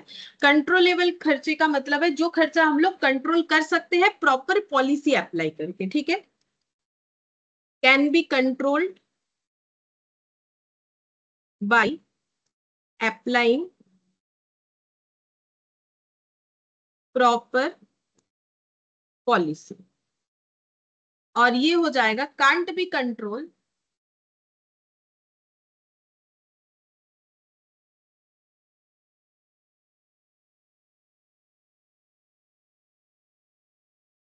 By applying proper policy. कोई प्रॉपर पॉलिसी अप्लाई करके भी ये सारे खर्चे हम लोग कंट्रोल नहीं कर पाएंगे तो वो अनकंट्रोलेबल हो जाएगा। जो खर्चे कंट्रोल कर पाएंगे वो कंट्रोलेबल हो जाएगा। जैसे कंट्रोलेबल खर्चे का एक एग्जांपल दे देते हैं, जैसे कि ऐसा एक एग्जांपल लेते हैं। जैसे वर्कर आया फैक्ट्री में, ठीक है, ये वर्कर है, ये रहा फैक्ट्री। वो फैक्ट्री में आके जो है 10 बजे आया, 10 बजे आके उसने जो है मशीन ऑपरेट किया, ठीक है। उसके बाद वो काम करने के बाद 1 बजे वो चला गया लंच करने के लिए, ठीक है। 1 AM वो चला जा रहा है लंच करने के लिए। अब अगर मान लेते हैं कि ये फैक्ट्री के अंदर जो है लाइट्स वगैरह जलता है, तो अगर कोई 1 बजे चला जा रहा है, फिर वो वापस आने वाला है 2 बजे, मान लेते हैं वो 2 बजे रिटर्न आएगा, मतलब 1 घंटा जो है लंच वगैरह और थोड़ा सा रेस्ट वगैरह करने के बाद फिर से वो काम पे लगेगा। तो अब इस बीच में क्या होगा कि अगर मान लो कि मशीन जहां चल रहा था वहां जो इलेक्ट्रिसिटी वगैरह ऑन है, मतलब जैसे कोई लाइट्स वगैरह ये सब, तो ये अगर हम लोग चला के रख देंगे तो इसमें क्या होगा, हमारा फालतू का इलेक्ट्रिसिटी जाएगा। तो अगर इनको ये ट्रेनिंग दिया जाए, प्रॉपर पॉलिसी है जी, आप लोग जब भी जाओगे लंच करने के लिए, क्योंकि आप लोग 1 घंटे का आप लोगों को ब्रेक मिलता है, तो आप लोग प्रॉपरली चीजों को मेंटेन करके जाइए। जो जो बंद कर देना है बंद करके जाइए, फालतू का कोई भी खर्चा नहीं होना चाहिए। तो अगर हम लोग सुपरवाइजर रखे, प्रॉपर पॉलिसी अप्लाई करें, ठीक है, तो फिर हम लोग ये सारे खर्चे को कंट्रोल में कर सकते हैं। जैसे कि मैंने एक एग्जांपल दिया कंट्रोलेबल का, तो ये हम लोग कंट्रोल में कर सकते हैं, इनको प्रॉपर ट्रेनिंग देके क्या क्या करना है क्या नहीं करना है। लेकिन कुछ खर्चे ऐसे भी होते हैं कि हम लोग कोई भी पॉलिसी अपना के उसे कंट्रोल में नहीं रख सकते हैं। जैसे कि depreciation on plant and machinery. तो प्लांट मशीनरी एक बार यूज में स्टार्ट हो गया तो उसका तो डिप्रिशिएशन लगता जाएगा, वो थोड़ी ना हमारे कंट्रोल में है। अगर मशीन नहीं भी यूज करेंगे तो वो डिप्रिशिएट होता जाएगा, ठीक है। यूज करो ना करो, कम करो ज्यादा करो, वो तो डिप्रिशिएशन होता ही जाएगा, ठीक है। या फिर मान लेते हैं टैक्स का खर्चा, ठीक है, टैक्सेस या फिर टैक्सेस रेट्स ऐसे बोलते हैं ना, रेट्स एंड टैक्सेस, तो या टैक्सेस रेट्स, ये भी हमारे कंट्रोल में नहीं है ये सब का खर्चा। क्यों? क्योंकि टैक्स क्या होगा, क्या रेट्स वगैरह रहेंगे, वो तो गवर्नमेंट जो है वो डिसाइड करता है। तो अब गवर्नमेंट की पॉलिसी पे थोड़ी ना हमारा कोई कंट्रोल है, कोई कंट्रोल नहीं है। तो जैसा जो रूल्स चलेगा, जो लॉ चलेगा, वही हमें फॉलो करना पड़ेगा। तो ये हो गया कुछ ऐसा खर्चे का एग्जाम्पल जो हमारे कंट्रोल में नहीं है, तो जिसे हम लोग बोलते हैं अनकंट्रोलेबल। और जो हमारे कंट्रोल में है उसे हम लोग बोलते हैं कंट्रोलेबल एक्सपेंसेस, ठीक है, या फिर कंट्रोलेबल जो है ओवरहेड। बेसिकली हम लोग तो एक्सपेंसेस में ओवरहेड पढ़ रहे हैं, तो ये हो गया। तो क्लासिफिकेशन ओवरहेड का 4 तरीके से होता है, by function, by nature, by element and by control, ठीक है। अच्छा, अब हम लोग यहाँ पर एक पॉइंट लिखेंगे, when indirect cost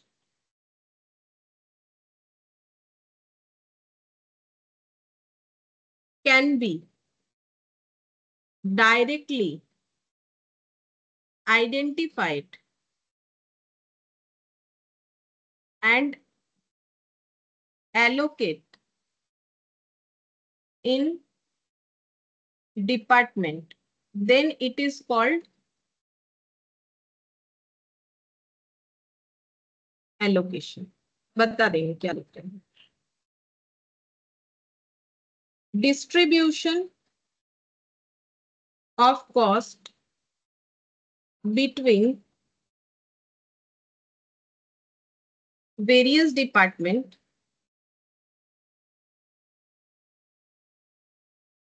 on some reasonable basis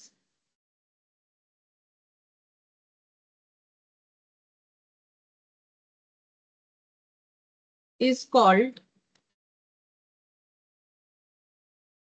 apportion।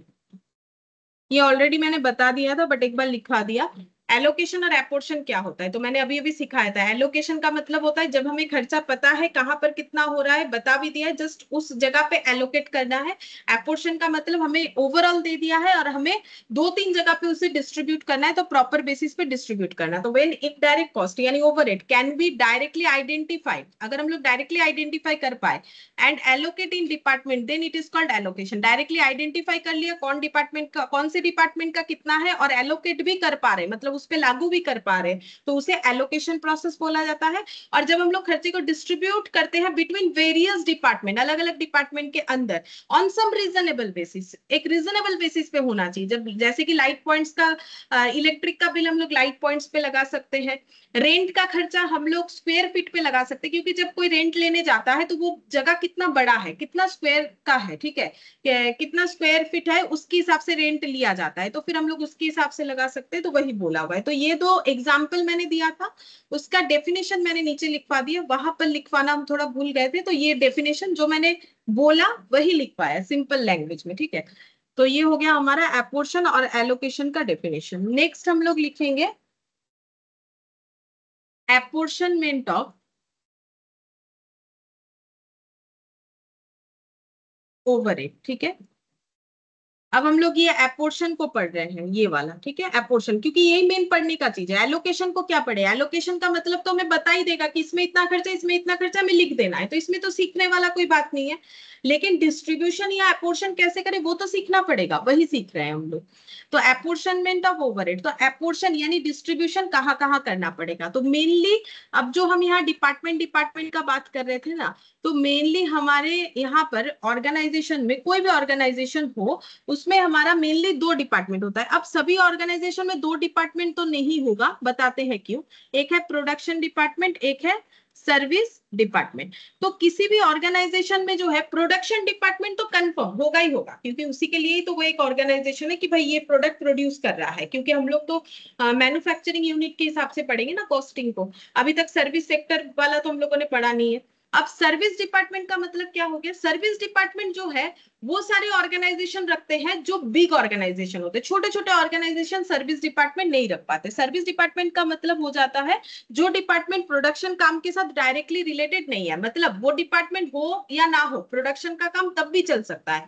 लेकिन अगर ऑर्गेनाइजेशन बहुत बड़ा है तो प्रोडक्शन के काम को स्मूथली रन करवाने के लिए सर्विस डिपार्टमेंट का जरूरत होता है। जैसे कि एग्जाम्पल के तौर पे कि हम लोगों ने अपने ही ऑर्गेनाइजेशन के अंदर कैंटीन फैसिलिटी बना दिया है, ताकि वर्कर लोग बाहर जाके खाएंगे, टाइम लगेगा, या फिर मतलब कुछ और भी हो सकता है, बाहर जा रहे खाने के लिए लेकिन और भी थोड़ा टाइम बिता के आ जा रहे, तो ये टाइम बेकार हो रहा है। तो इस चीज को कंट्रोल में रखने के लिए हम लोग एक कैंटीन फैसिलिटी रख दी कि भाई वर्कर लोगों को यहाँ पर जो है वर्कर लोग थोड़ा सा बैठ सकते हैं, रेस्ट भी कर सकते हैं, रेस्ट रूम भी बना दिया, और जो है अपना जो कैंटीन में खा भी सकते हैं, ठीक है, और सस्ते में कर दिया, ठीक है, कि ताकि इम्प्लॉय लोग जो है वो अपना खाना आराम से खा सके वहां पर, और ऑर्गेनाइजेशन का भी टाइम बचे। वो बाहर जाएंगे, कोई कहीं खाएगा कोई कहीं खाएगा, तो उसमें लेट होता है।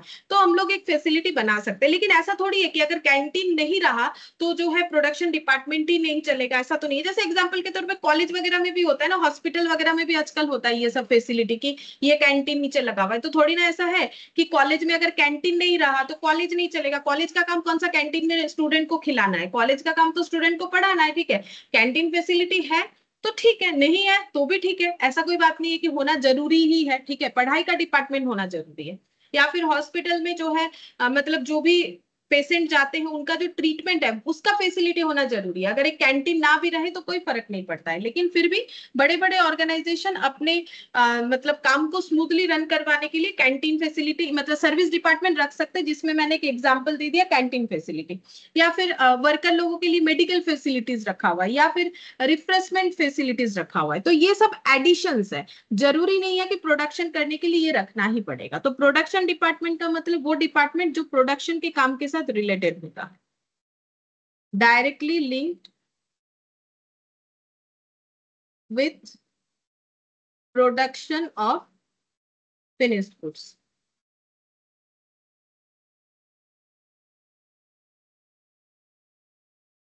पैकिंग डिपार्टमेंट एग्जाम्पल दिया, वीविंग, नीटिंग डिपार्टमेंट, बताते हैं ये दोनों एग्जाम्पल। जैसे हम लोग कोई ऐसा चीज प्रोडक्शन कर रहे हैं जिसमें पैकिंग, पैकिंग का मतलब यहाँ पर प्राइमरी पैकिंग का बात हो रहा है। पैकिंग भी ना दो तरीके का होता है, प्राइमरी सेकेंडरी। सेकेंडरी मतलब चीजों को थोड़ा अट्रैक्टिव दिखाने के लिए जो पैकिंग दिया जाता है उसे बोलते हैं सेकेंडरी पैकिंग। वो जरूरी नहीं है, वो हम लोग अपने प्रोडक्ट को अट्रैक्टिव बनाने के लिए कर रहे हैं, वो एक मार्केटिंग पॉलिसी है। लेकिन वो मतलब बेसिक नीड नहीं है। लेकिन अगर हम लोग ऐसा कोई प्रोडक्ट बना रहे जिसको बेचने के लिए हमें एक पैकिंग चाहिए ही चाहिए, जैसे तेल वगैरह बिकता है, ठीक है, तो उसके लिए तो एक पैकिंग चाहिए, चाहे वो मतलब प्लास्टिक के कंटेनर में हो, चाहे वो ग्लास कंटेनर में हो, कुछ भी हो, ठीक है, तो हमें वो तो एक बेसिक नीड हो गया ना। तो वही हम बता रहे कि प्रोडक्शन डिपार्टमेंट जैसे directly link with production of finish goods, जैसे पैकिंग कर रहे हैं अपने फिनिश गुड्स को, तो वो directly related with production of finish goods हो गया कि अगर हम लोग अपने गुड्स को पैक करके ही हमें बेचना पड़ेगा, तो पैकिंग करने का जो काम है वो हमारे प्रोडक्शन के काम के साथ रिलेटेड हो गया। या फिर वेविंग नीटिंग डिपार्टमेंट, जैसे जो कपड़े का काम होता है, वहां पर कपड़े का बुनाई होता है ना, ठीक है, बुनाई होता है, जैसे बहुत सारे अलग अलग कलर के जो थ्रेड होते हैं, मतलब धागा होता है, उसको बुनाई किया जाता है, फिर उसको जो है, इसीलिए एक एक ही कपड़े में बहुत सारे कलर भी हमें दिखते हैं ना, तो वो सब जो है मतलब प्रोसेस होता है, वीविंग करना, नीटिंग करना, ठीक है, तो उसके बाद वो ऐसा कपड़े का पीस बनता है, फिर उससे ड्रेस वगैरह बनता है, ठीक है। तो ये सभी हमारे प्रोडक्शन डिपार्टमेंट से रिलेटेड एग्जाम्पल हो गए, क्योंकि अगर ये नहीं हुआ तो प्रोडक्शन का काम होगा ही नहीं। और सर्विस डिपार्टमेंट का मतलब हो गया डिपार्टमेंट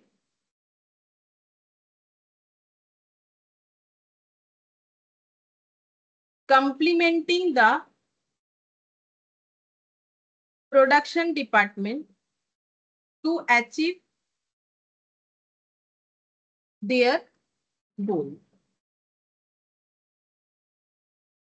इसका मतलब क्या है कि प्रोडक्शन डिपार्टमेंट का जो गोल है उसे अचीव करने के लिए सर्विस डिपार्टमेंट क्या करता है, कंप्लीमेंट प्रोवाइड करता है। या फिर आप लोग ऐसे भी लिख सकते हो कि प्रोडक्शन डिपार्टमेंट के काम को स्मूथली करने के लिए जो है सर्विस डिपार्टमेंट बनाया जा सकता है। जैसे कि एग्जाम्पल के तौर पे कैंटीन सर्विस, जैसे मैंने example the, medical facility,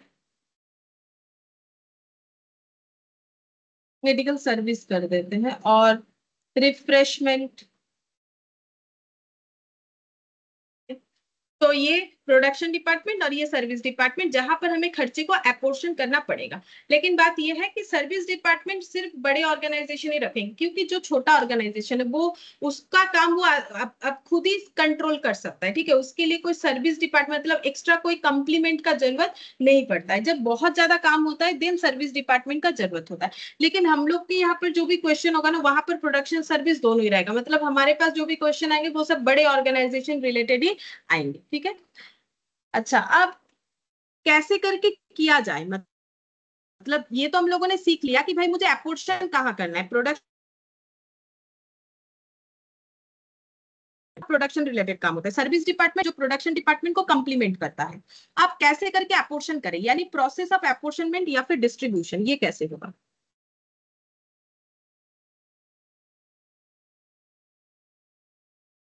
process of apportionment और डिस्ट्रीब्यूशन ये कैसे होगा।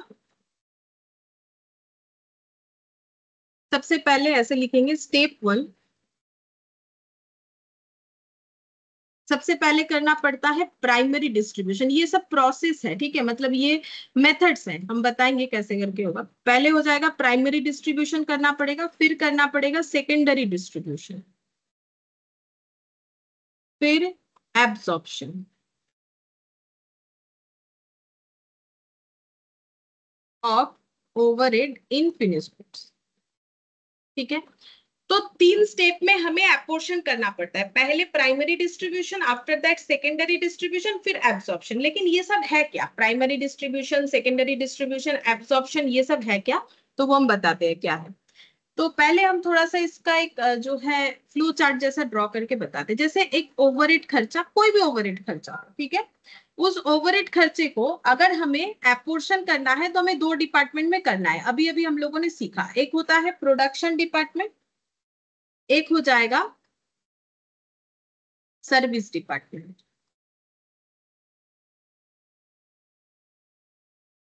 तो ओवरहेड कॉस्ट का जो है, अगर हम लोग एपोर्शन कर रहे हैं, ठीक है, ओवरहेड कॉस्ट का क्या कर रहे हैं, एपोर्शन। तो एपोर्शन अगर हम लोग करेंगे तो कहाँ करना पड़ेगा, प्रोडक्शन और सर्विस डिपार्टमेंट में, अभी सिखाया, ठीक है।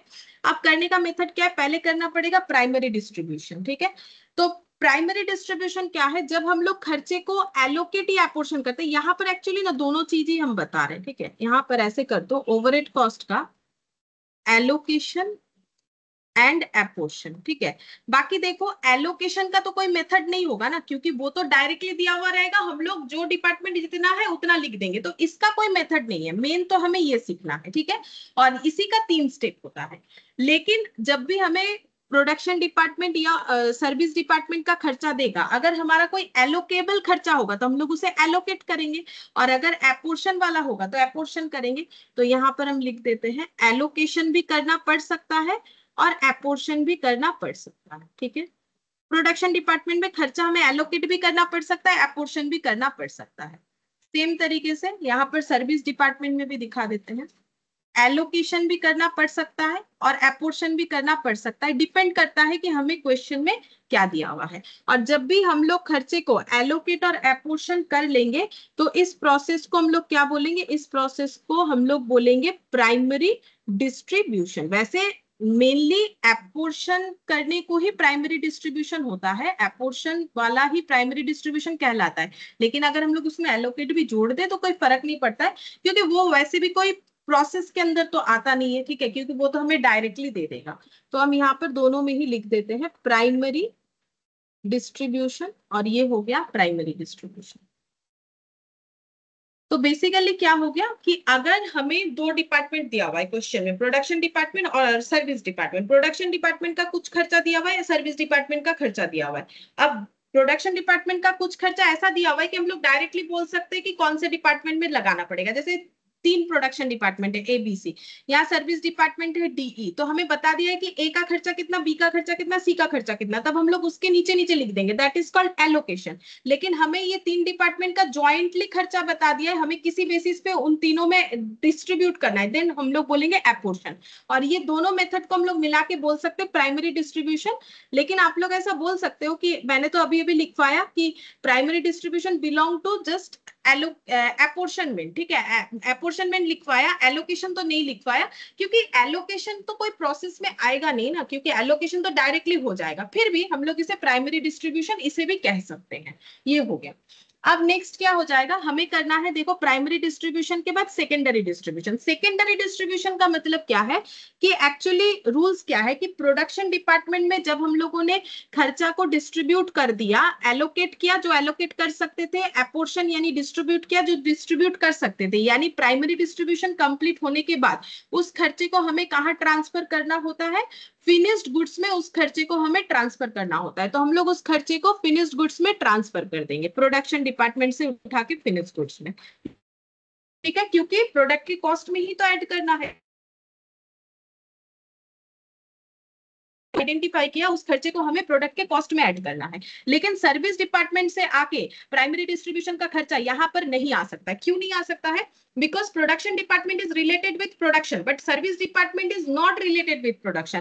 कैंटीन बंद हो गया तो प्रोडक्शन बंद नहीं हो जाएगा, मेडिकल फैसिलिटी बंद हो गया तो प्रोडक्शन बंद नहीं हो जाएगा। इसीलिए सर्विस डिपार्टमेंट का प्राइमरी डिस्ट्रीब्यूशन का खर्चा फिनिश गुड्स में डायरेक्टली कभी नहीं जा सकता है। तो फिर कैसे जाएगा? क्योंकि अगर हम लोगों ने ये खर्चे लगा रखे अपने ऑर्गेनाइजेशन में, तो ये भी तो प्रोडक्ट की कॉस्ट में ऐड करना पड़ेगा।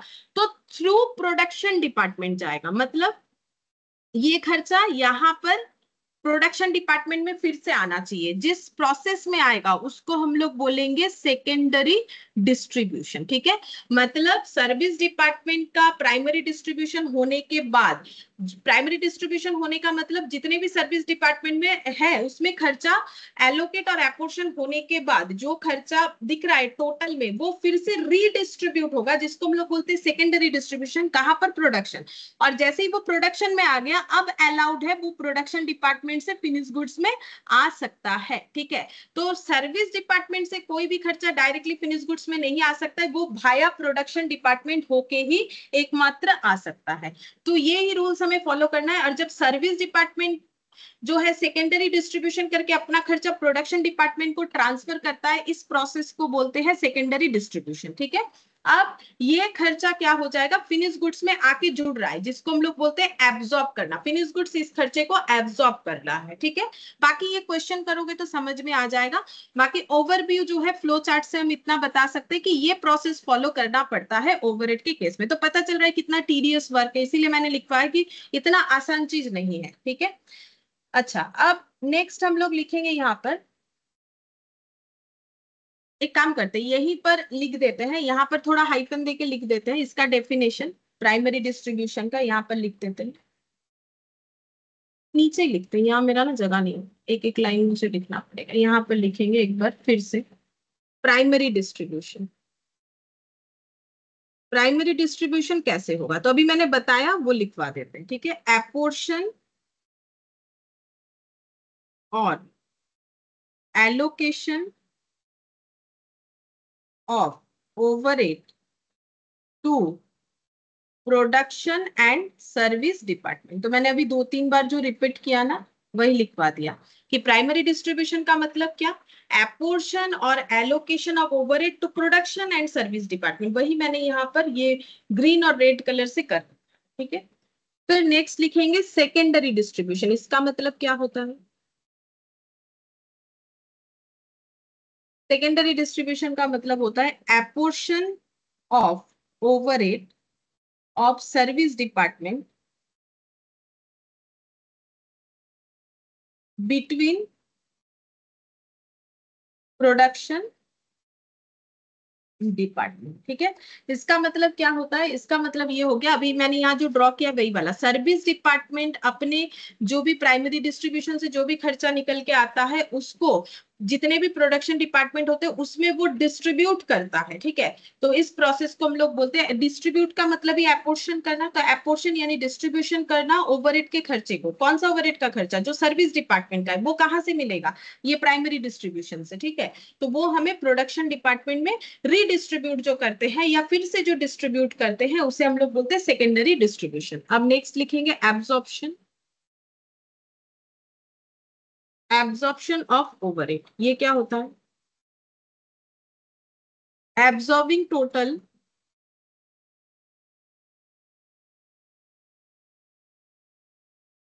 Production department overhead after apportionment of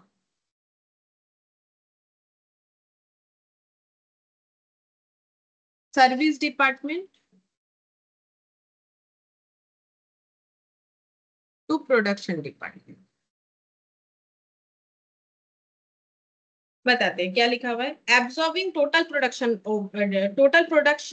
department overhead. ये टोटल प्रोडक्शन ओवरहेड डिपार्टमेंट क्यों बोला जा रहा है, क्योंकि सर्विस का भी तो प्रोडक्शन में जा रहा है, तो प्रोडक्शन का खुद का प्लस सर्विस से जो लिया हुआ है, देन ये जो बना ये होता है टोटल प्रोडक्शन ओवरहेड। कौन सा वाला, ये जो दो एरो लगा हुआ है, ठीक है, ये दो जो लाइन आ रहा है, तो टोटल प्रोडक्शन ओवरहेड को जब एब्जॉर्ब करवाया जाता है, ये बोल रहा है वो जो एब्जॉर्ब करता है फिनिश गुड्स उसको ही हम लोग बोलते हैं absorption of overhead, absorbing total production department overhead after apportionment of service department to production department. मतलब टोटल कैसे आ रहा है, after absorbing service department overhead to production department overhead, जब हम लोग वो फिनिश गुड्स में भेज देते हैं तो उसी को बोलते हैं एब्जॉर्प्शन ऑफ ओवरहेड। तो ये फ्लो चार्ट जो है उसी का यहाँ पर मैंने बस लैंग्वेज में लिखवा दिया, तो ये फ्लो चार्ट समझ में आता है तो हम लोग प्रोसेस को समझ लेते हैं, बाकी एक क्वेश्चन जब करेंगे तो ये फ्लो चार्ट और भी क्लियर हो जाएगा कि एक्चुअली कैसे करके ये चीज होगा, ठीक है। लेकिन होगा तो ऐसे ही जैसे लिखा हुआ है इसी प्रोसेस में ही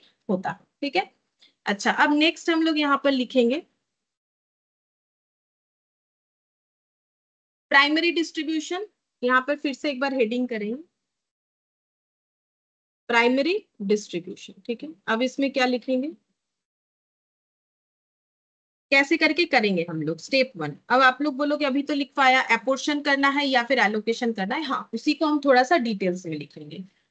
तो यहाँ पर लिखेंगे direct cost of service department should be allocate to respective department. पहले लिखवा देते हैं फिर समझाएंगे।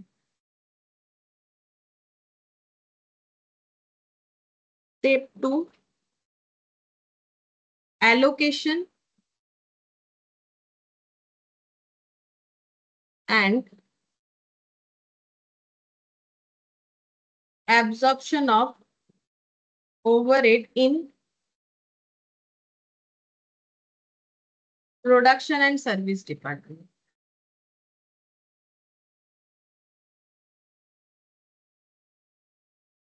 Step 3, absorption of overhead on reasonable basis.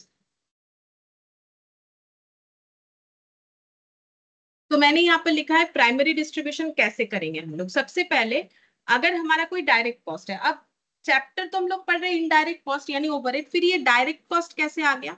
क्योंकि डायरेक्ट कॉस्ट तो प्राइम कॉस्ट में ऐड होता है, जैसे कि direct material, direct labour, direct expenses, ये सब तो प्राइम कॉस्ट का पार्ट होता है और बाकी सब ओवरहेड का पार्ट होता है, जैसे कि indirect material, indirect labour, indirect expenses. तो डायरेक्ट कॉस्ट ओवरहेड चैप्टर में क्यों आएगा?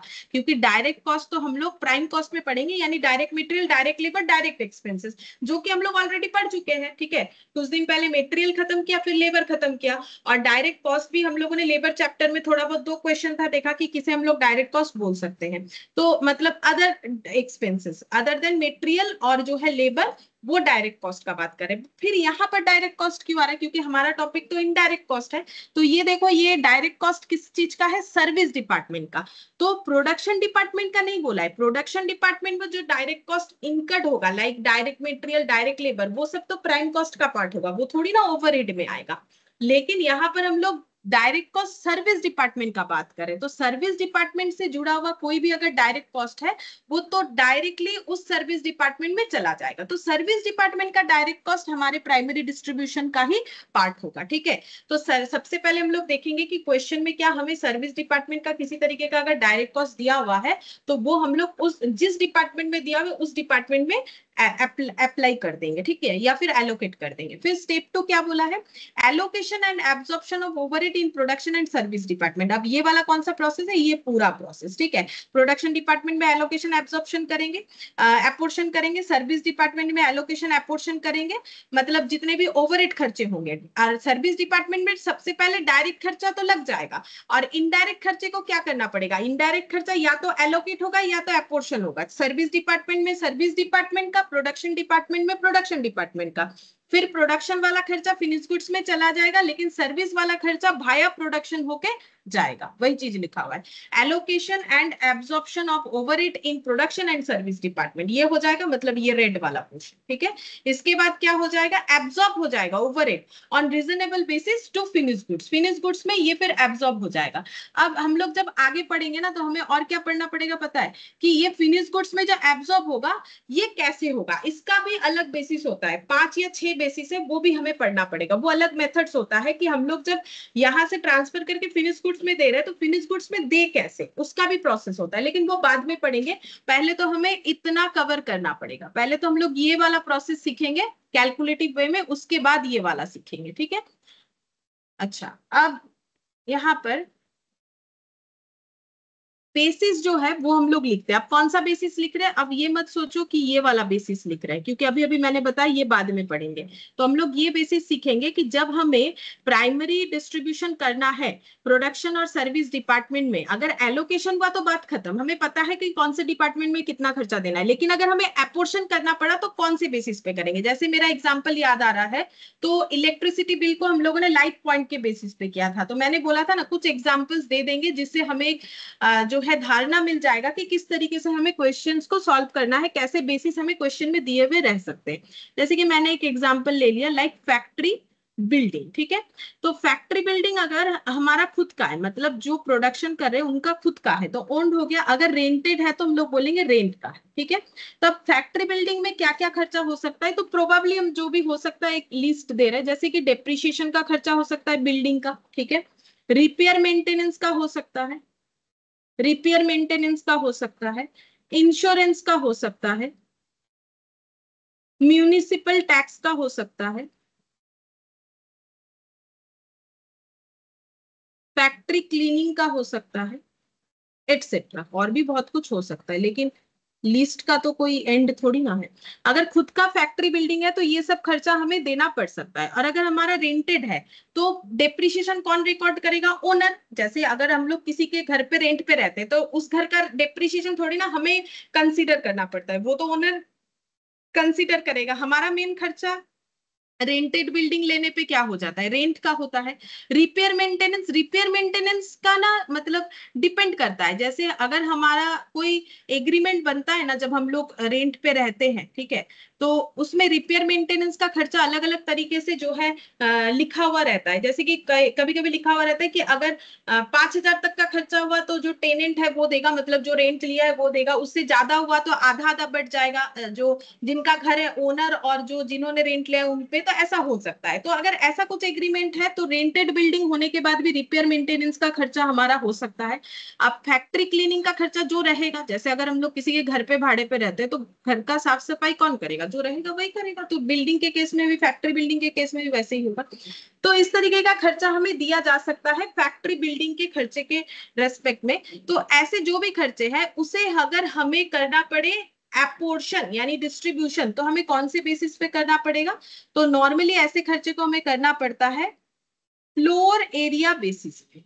फ्लोर एरिया, ये सारे खर्चे हम लोग फ्लोर एरिया बेसिस पे करेंगे, जैसे डेप्रिसिएशन का खर्चा, मेंटेनेंस का खर्चा, repair maintenance, insurance, municipal tax, factory cleaning. अब म्यूनिसिपल टैक्स हमें नहीं देना पड़ेगा, अगर हम लोग रेंटेड बिल्डिंग पे रह रहे तो हमें नहीं देना पड़ता है, बिल्डिंग का इंश्योरेंस हमें नहीं भरना पड़ता है, ठीक है। तो रेंटेड है तो इस तरीके का खर्चा हो सकता है, ओन्ड है तो इस तरीके का खर्चा हो सकता है। और ये सारे खर्चे अगर हमें क्वेश्चन में दिए हुए इस तरीके के और हमें कोई बेसिस दिख रहा है फ्लोर एरिया, तो हमें उसे फ्लोर एरिया पे बांट देना चाहिए, यानी डिस्ट्रीब्यूट कर देना चाहिए। सेकंड देख, सेकंड यहां पर लिखते हैं लाइट या इलेक्ट्रिसिटी एक्सपेंस।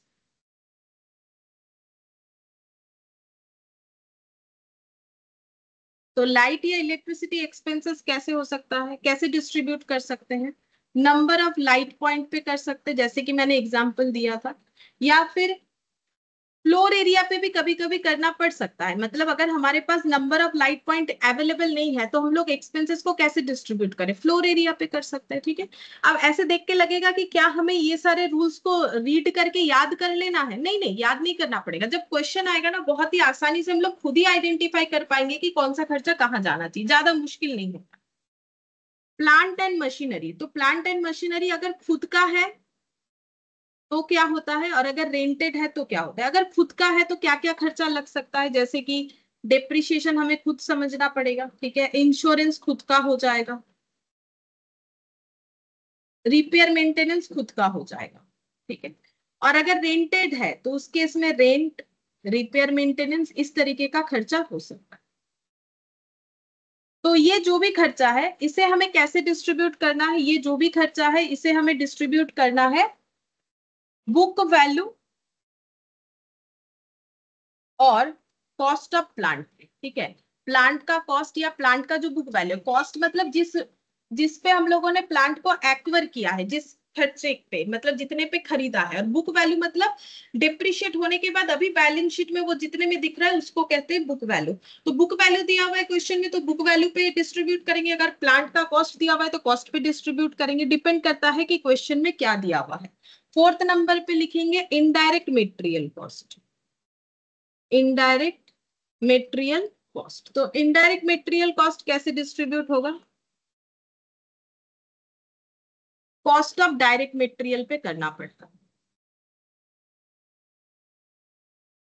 ये पॉइंट टू बी नोटेड है, ठीक है। इनडायरेक्ट मेटेरियल का खर्चा डायरेक्ट मेटेरियल के कॉस्ट के ऊपर डिपेंड करता है, इसीलिए उसे डायरेक्ट मेटेरियल के कॉस्ट के ऊपर डिस्ट्रीब्यूट करना पड़ता है। फिर indirect labour cost, indirect labour cost कैसे करके जो है अपोर्शन होगा, तो ये हो जाएगा कॉस्ट ऑफ डायरेक्ट लेबर पे। ऐसा क्यों होता है वो हम बता देते हैं। जैसे कि हम लेबर वाला बता रहे हैं, सेम कंसेप्ट मटेरियल पे भी एप्लीकेबल होता है। तो जैसे हम लोगों ने सुपरवाइजर रखा है, क्यों रखा है, ताकि फैक्ट्री में जो लेबर काम कर रहे हैं वो ठीक तरीके से कर रहे हैं कि नहीं उनको देखने के लिए, ठीक है। तो अगर मेरा फैक्ट्री में 100 वर्कर कर रहा है तो मुझे मान लो 2 सुपरवाइजर रखना है, अगर 10 वर्कर कर रहे हैं तो 1 सुपरवाइजर रखना है। तो मेरा सुपरवाइजर का खर्चा डिपेंड करता है कि मेरे फैक्ट्री में कितने डायरेक्ट लेबर है उस पे, इसीलिए डायरेक्ट लेबर का कॉस्ट जो है वो इनडायरेक्ट लेबर का कॉस्ट जो है यानी सुपरवाइजर का खर्चा डायरेक्ट लेबर के कॉस्ट के ऊपर डिपेंड करके डिस्ट्रीब्यूट किया जाता है, ठीक है। तो हमें तो यहाँ इनडायरेक्ट वाले खर्चे को ही डिस्ट्रीब्यूट करना है। तो इनडायरेक्ट मेटेरियल कॉस्ट या इनडायरेक्ट लेबर कॉस्ट वो डायरेक्ट लेबर कॉस्ट के ऊपर या डायरेक्ट मेटेरियल कॉस्ट के ऊपर डिपेंड करता है जब हम लोग डिस्ट्रीब्यूट उसे करेंगे, ठीक है। फिर 6th नंबर पे लिखेंगे employees and related expenses. Employees and related expenses.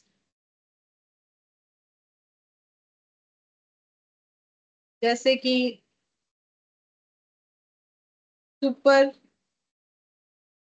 Supervisor charges, canteen expenses,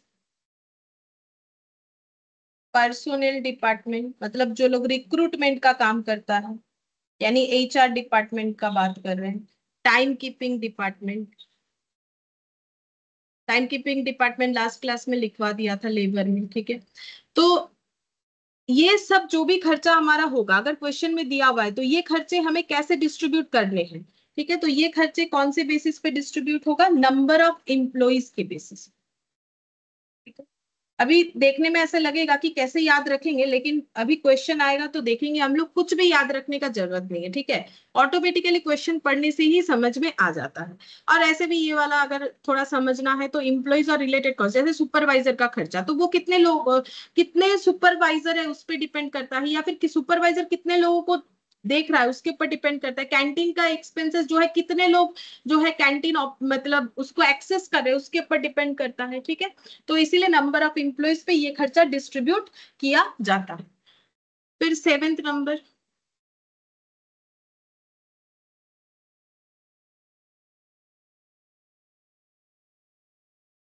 seventh number पे लिखेंगे मोटिव पावर। मोटिव पावर का मतलब क्या होता है, मोटिव पावर का मतलब होता है जो बड़ा बड़ा मशीन्स चलता है उसमें जो पावर यूज होता है उसको हम लोग बोलते हैं मोटिव पावर। इसका यूनिट कैसे होता है, किलोवाट आवर्स में या फिर हॉर्स पावर में, ठीक है। ये यूनिट है हॉर्स पावर, ठीक है। तो यहाँ पर हम लोग क्या पहले निकालेंगे, हमें पहले निकालना पड़ेगा कि कितना पावर कंज्यूम्ड हुआ है। तो पावर कंज्यूम कभी कभी क्वेश्चन हमें निकालने बोलता है, तो हम लोग कैसे निकालेंगे, तो हॉर्स पावर पर आवर मतलब एक घंटे में कितना यूनिट इलेक्ट्रिसिटी कंज्यूम हुआ, क्योंकि मशीन जब चलता है तो मतलब जो है वो कॉमर्शियल इलेक्ट्रिसिटी पे चलता है, ठीक है। तो उसको हम लोग पावर बोलते हैं। तो हॉर्स पावर पे वो कैलकुलेट किया जा सकता है या फिर किलोवाट आवर्स पे भी होता है, डिपेंड करता है कहाँ पर क्या रूल्स है। तो हॉर्स पावर आवर पर आवर इंटू मशीन आवर, मतलब कितना टाइम मशीन चला और एक घंटा चलने पे कितना क्या खर्चा होता है, ठीक है। तो इंटू मशीन आवर करने से हम लोग निकाल सकते हैं कि टोटल पावर कंज्यूम कितना है, ठीक है। अच्छा, फिर एट्थ नंबर पे लिखेंगे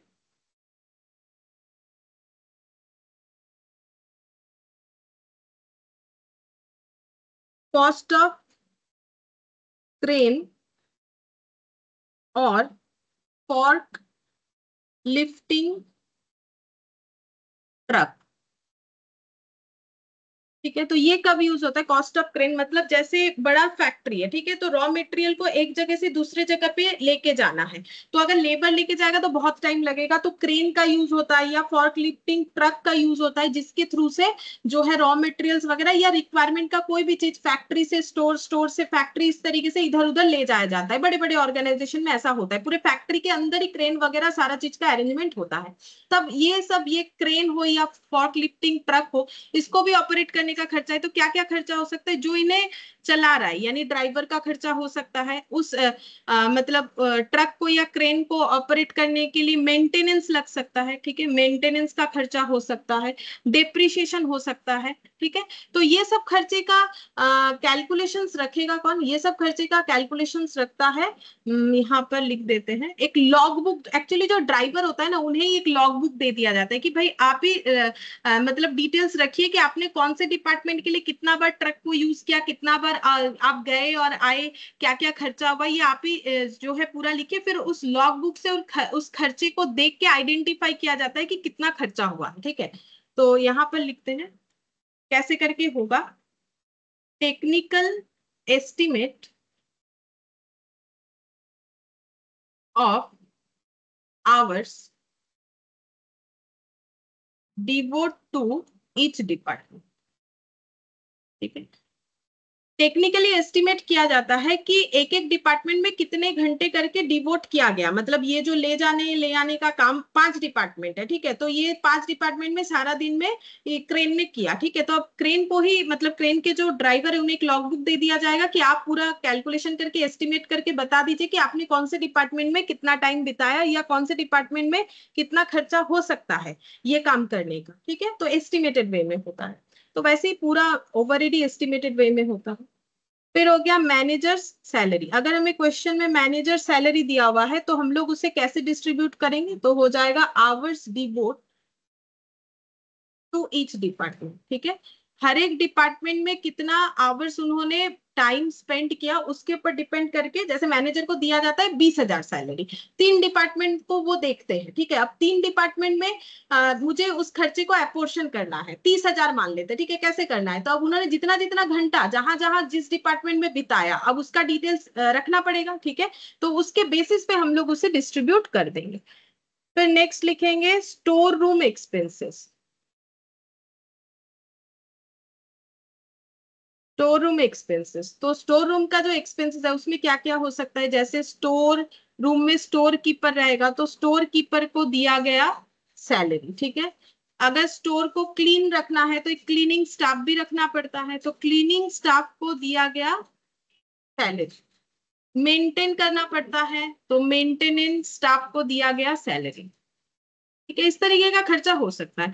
तो स्टोर रूम में जो खर्चे हैं उसको कैसे करके डिस्ट्रीब्यूट किया जाता है, वो डिस्ट्रीब्यूट किया जाता है नंबर ऑफ स्टोर रिक्विजिशन पे, मतलब कितना बार स्टोर पे रिक्वेस्ट आया, स्टोर पे रिक्वेस्ट किस चीज का आएगा, रॉ मटेरियल भेजने का, तो कौन ये रिक्वेस्ट भेजेगा, प्रोडक्शन डिपार्टमेंट भेजेगा, तो जितना बार प्रोडक्शन डिपार्टमेंट से रिक्वेस्ट आएगा, ये हम लोगों ने कहा पढ़ा था, मटेरियल में पढ़ा था, जितना बार प्रोडक्शन डिपार्टमेंट से रिक्वेस्ट आएगा नंबर ऑफ रिक्वेजिशन के बेसिस पे ये सारे खर्चे हम लोग डिस्ट्रीब्यूट कर सकते हैं।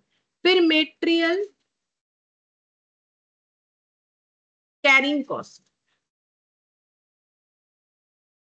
मेटेरियल कैरिंग कॉस्ट अगर हमें क्वेश्चन में दिया हुआ है तो उसे हमें कैसे डिस्ट्रीब्यूट करना है, तो अगर हमारे पास वेट है, मेटेरियल का क्वेश्चन में वेट दिया है मतलब कितना किलो, तो वेट ऑफ मेटेरियल के ऊपर हम लोग डिस्ट्रीब्यूट कर सकते हैं।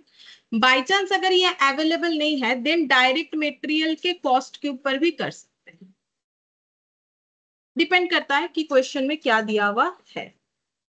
फिर नेक्स्ट सन्ड्री और मिसलेनियस एक्सपेंसेस, अगर हमें ऐसा कुछ दिया हुआ है सन्ड्री या मिसलेनियस एक्सपेंसेस मतलब पर्टिकुलर कोई नाम नहीं है, बहुत सारा एक्सपेंसेस दिया हुआ है, मतलब मिसलेनियस मतलब उसमें बहुत सारी चीज जुड़े हुए हैं बट ओवरऑल करके इतना बता दिया है, तो इस तरीके के खर्चे को हमें कैसे डिस्ट्रीब्यूट करना चाहिए, हम लोग डायरेक्ट मेटेरियल बेसिस पे कर सकते हैं, ठीक है, डायरेक्ट लेबर बेसिस पे कर सकते हैं, मशीन आवर्स बेसिस पे कर सकते हैं, जो हमारे पास अवेलेबल रहेगा, लेकिन इस केस में हमें देना पड़ेगा नोट, ठीक है, क्योंकि हम लोग जो भी एजम्पशन लेंगे ये एजम्पशन बेसिस पे हो गया कि सन्ड्री एक्सपेंसेस है, एक्सपेंसेस का नाम नहीं बताया, तो हम लोग डायरेक्ट मटेरियल बेसिस पे कर सकते हैं, डायरेक्ट लेबर या मशीन आवर, तो जो भी यूज करेंगे हमें उसके लिए देना पड़ेगा एक नोट कि हम लोगों ने इस बेसिस पे किया हो, ठीक है। अच्छा, अब हम लोग यहाँ पर एक क्वेश्चन देखते हैं।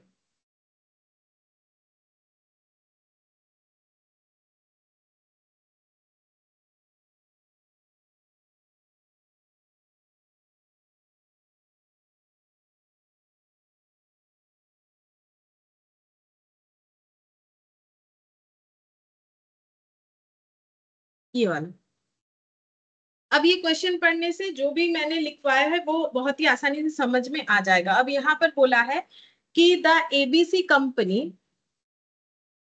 Has the following account balances and distribution of direct charges on 31st of March दिया हुआ है, मतलब क्या बोला है यहाँ पर, ये बोला है कि एबीसी कंपनी जो है उनका ये अकाउंट्स बैलेंसेस दिख रहा है, डिस्ट्रीब्यूशन ऑफ डायरेक्ट चार्जेस ये दिया हुआ है, जैसे कि देखो यहाँ पर प्रोडक्शन डिपार्टमेंट दो है, प्रोडक्शन डिपार्टमेंट है मशीन और पैकिंग, ठीक है, मशीन शॉप और पैकिंग ये प्रोडक्शन डिपार्टमेंट का नाम है, सर्विस डिपार्टमेंट है जनरल प्लांट और स्टोर एंड मेंटेनेंस डिपार्टमेंट, तो इनका दो प्रोडक्शन डिपार्टमेंट है दो सर्विस डिपार्टमेंट है। एलोकेटेड ओवरहेड बोल दिया, मतलब जो अदर ओवरहेड के खर्चे को हम लोग पता, मतलब हमें बता ही दिया होगा कि कौन से डिपार्टमेंट में कितना है। जैसे कि इनडायरेक्ट लेबर बता दिया है कि मशीन शॉप में कितना है, पैकिंग में कितना है, जनरल प्लांट में कितना है, स्टोर और मेंटेनेंस में कितना है। तो इसको हमें कुछ नहीं करना पड़ेगा, जैसा है वैसा लिख देंगे, ठीक है।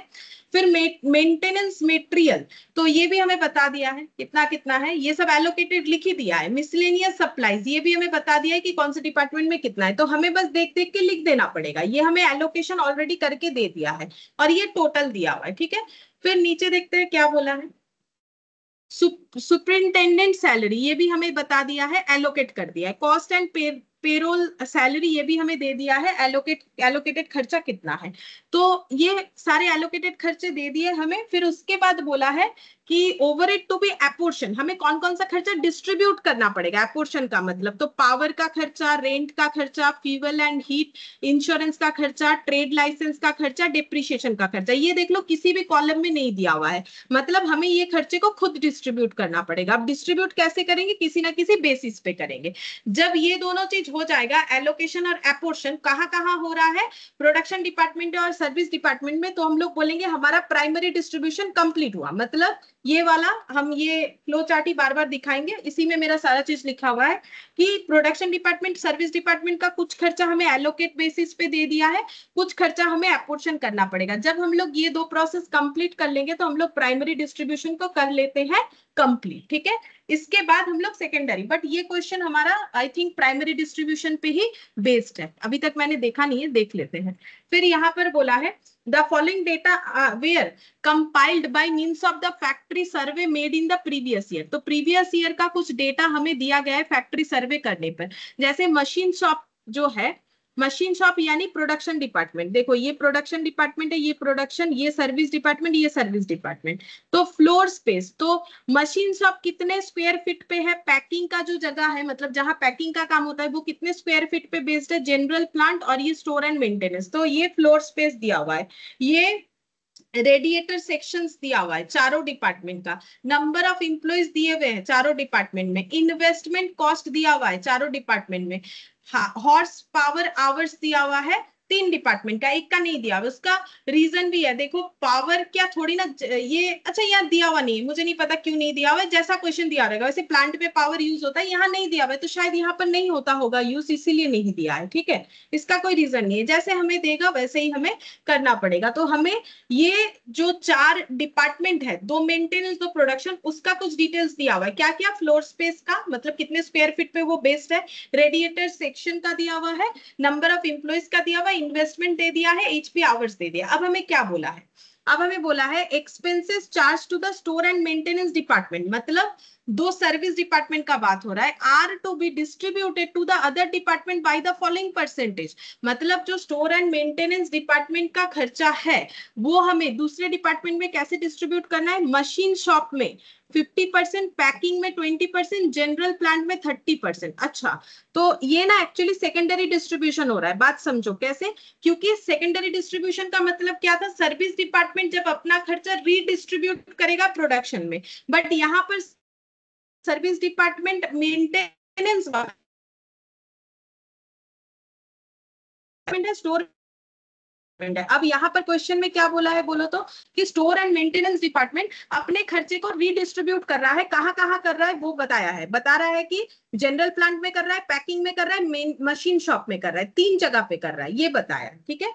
तो अब तुम लोग ऐसे सोचोगे, मैंने तो बोला सेकेंडरी डिस्ट्रीब्यूशन का मतलब होता है सिर्फ जो है सर्विस डिपार्टमेंट अपना खर्चा जब प्रोडक्शन डिपार्टमेंट में देता है, सही बात है, लेकिन कभी कभी सर्विस में भी देता है, मतलब वो सेकेंडरी डिपार्टमेंट का अलग अलग प्रोसेस होता है, वो जब हम लोग पढ़ेंगे तब समझ में आएगा। बाकी अभी इतना समझो कि सर्विस डिपार्टमेंट में से स्टोर एंड मेंटेनेंस डिपार्टमेंट अपने खर्चे को कौन कहाँ कहाँ डिस्ट्रीब्यूट कर रहा है, प्रोडक्शन डिपार्टमेंट दोनों में और एक सर्विस डिपार्टमेंट में भी डिस्ट्रीब्यूट कर रहा है, ऑन द बेसिस ऑफ कैसे, नंबर ऑफ एम्प्लॉइज के बेसिस में।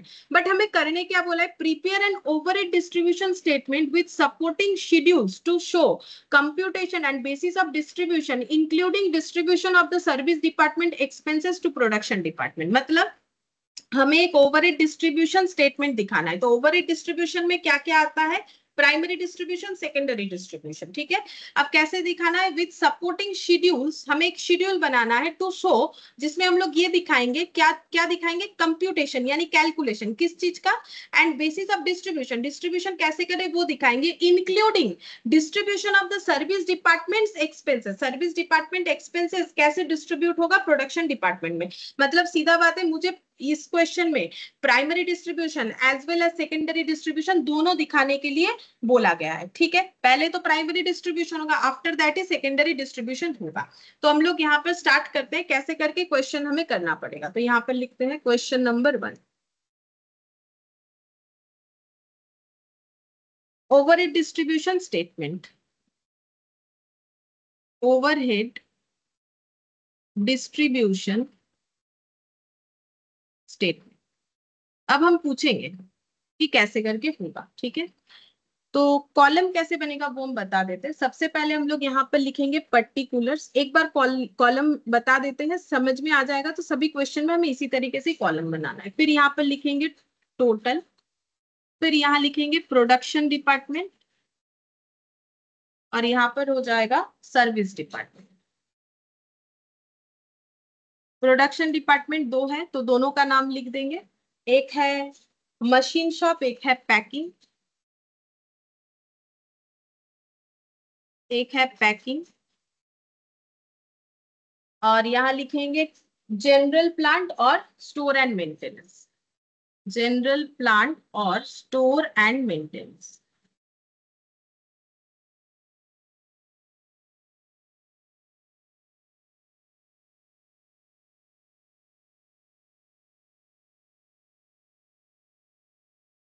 ठीक है। अब हमें करना क्या है, हमें करना है प्राइमरी एंड सेकेंडरी डिस्ट्रीब्यूशन, ठीक है। ये दिमाग में रखो, फर्स्ट हमें क्या करना है, प्राइमरी डिस्ट्रीब्यूशन। प्राइमरी डिस्ट्रीब्यूशन कैसे होता है, एलोकेट और एपोर्शन करके प्रोडक्शन और सर्विस डिपार्टमेंट में। तो सबसे पहले हमें तो एलोकेशन दिया हुआ, ये तो हमें बस देख देख के लिखना है। तो हम यहाँ पर लिखेंगे, सबसे पहले हम लोग कर रहे हैं एलोकेशन। तो एलोकेशन ऑफ ओवरहेड। अब इसका ना कोई हार्ड एंड फास्ट रूल नहीं है कि यहाँ ऊपर ही मुझे एलोकेशन लिखना है, हम सारा चीज लिखने के बाद नीचे भी टोटल में एलोकेशन बोल के लिख सकते हैं। अब एलोकेशन हम लोग क्या क्या खर्चा कर सकते हैं, इनडायरेक्ट लेबर। तो सबसे पहले मैंने लिख दिया इनडायरेक्ट लेबर। अब इनडायरेक्ट लेबर का खर्चा कुछ नहीं, देख देख के बस कॉपी पेस्ट करना है। 14,650 टोटल में लिखेंगे, ये भी मुझे बता दिया है। और बाकी डिपार्टमेंट वाइज 4,000, 3,000, 2,000, 5,650। तो यहाँ पर लिखेंगे 4,000, 3,000, 2,000 और 5,650।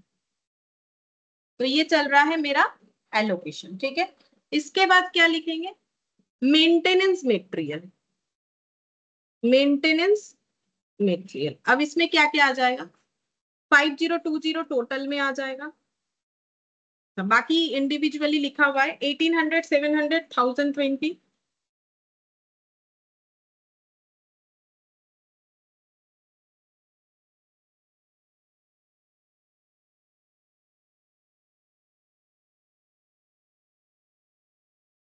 $1,500, ठीक है। अच्छा, और क्या है एलोकेशन में, मिसलेनियस सप्लाईज, मिसलेनियस सप्लाईज ये भी हमें दिया हुआ है, बस देख देख के लिखना है। मिसलेनियस सप्लाई, तो इसमें हो जाएगा 1,750, 400, 1,000, 150, 400, 1,000, 150 और 200, 150 एंड 200। अच्छा, फिर और एक है सुप्रिंटेंडेंट सैलरी।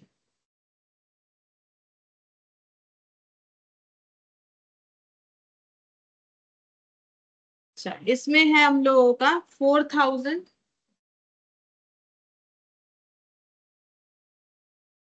और बाकी 4,000 यहाँ पर एक ही जन का है, मतलब थर्ड नंबर कॉलम में आ रहा है, मतलब फर्स्ट सेकंड थर्ड। तो जनरल प्लांट में है, तो जहां है वहां देंगे, जहां नहीं है वहां नहीं देंगे, ठीक है। और लास्ट है पेरोल, था शायद कॉस्ट एंड पेरोल सैलरी। तो कॉस्ट एंड पेरोल सैलरी, तो इसका टोटल है हम लोग का 10,000। ये भी थर्ड वाले डिपार्टमेंट में जा रहा है, बाकी सब में नहीं है, नहीं है तो नहीं देंगे, ठीक है। तो ये एलोकेशन हो गया। तो अगर एलोकेशन किस में हुआ? प्रोडक्शन और सर्विस डिपार्टमेंट में। तो देखो यहाँ पर मैंने जो बनवाया था ये वाला, यहाँ पर तो मैंने वही लिखा था, प्रोडक्शन और सर्विस दोनों डिपार्टमेंट में पहले हमें एलोकेशन करना है और एपोर्शन। तो अभी हमारा सिर्फ एलोकेशन कंप्लीट हुआ है, एपोर्शन नहीं हुआ है, यानी प्राइमरी डिस्ट्रीब्यूशन नहीं हुआ है, सिर्फ एलोकेशन कंप्लीट हुआ है। अब जब तक हम लोग एपोर्शन नहीं कर लेते हैं, जो भी दिया हुआ रहेगा एपोर्शन रिलेटेड खर्चा, तब तक हम लोग ये नहीं बोल पाएंगे कि हमारा प्राइमरी डिस्ट्रीब्यूशन खत्म हो गया। हाँ, इसको टोटल करके हम लोग जरूर ये बोल सकते हैं टोटल एलोकेटेड ओवरहेड। तो आप लोग टोटल करके बताओ कितना होगा। एक एक कॉलम, एक एक जन टोटल कर लो ना तो हो जाएगा। जैसे हम ये टोटल वाला कर रहे हैं, आप लोग बाकी कुछ करके मुझे बताओ। 14,650, 5020, 1750 प्लस 14,000, 35,420 और 6,200 मैम। 6,200। अच्छा, इसके बाद ये 4,700। 4,700। हाँ, इसके बाद 4, 14,000, 14, 15, 16, 16,000, 17,170।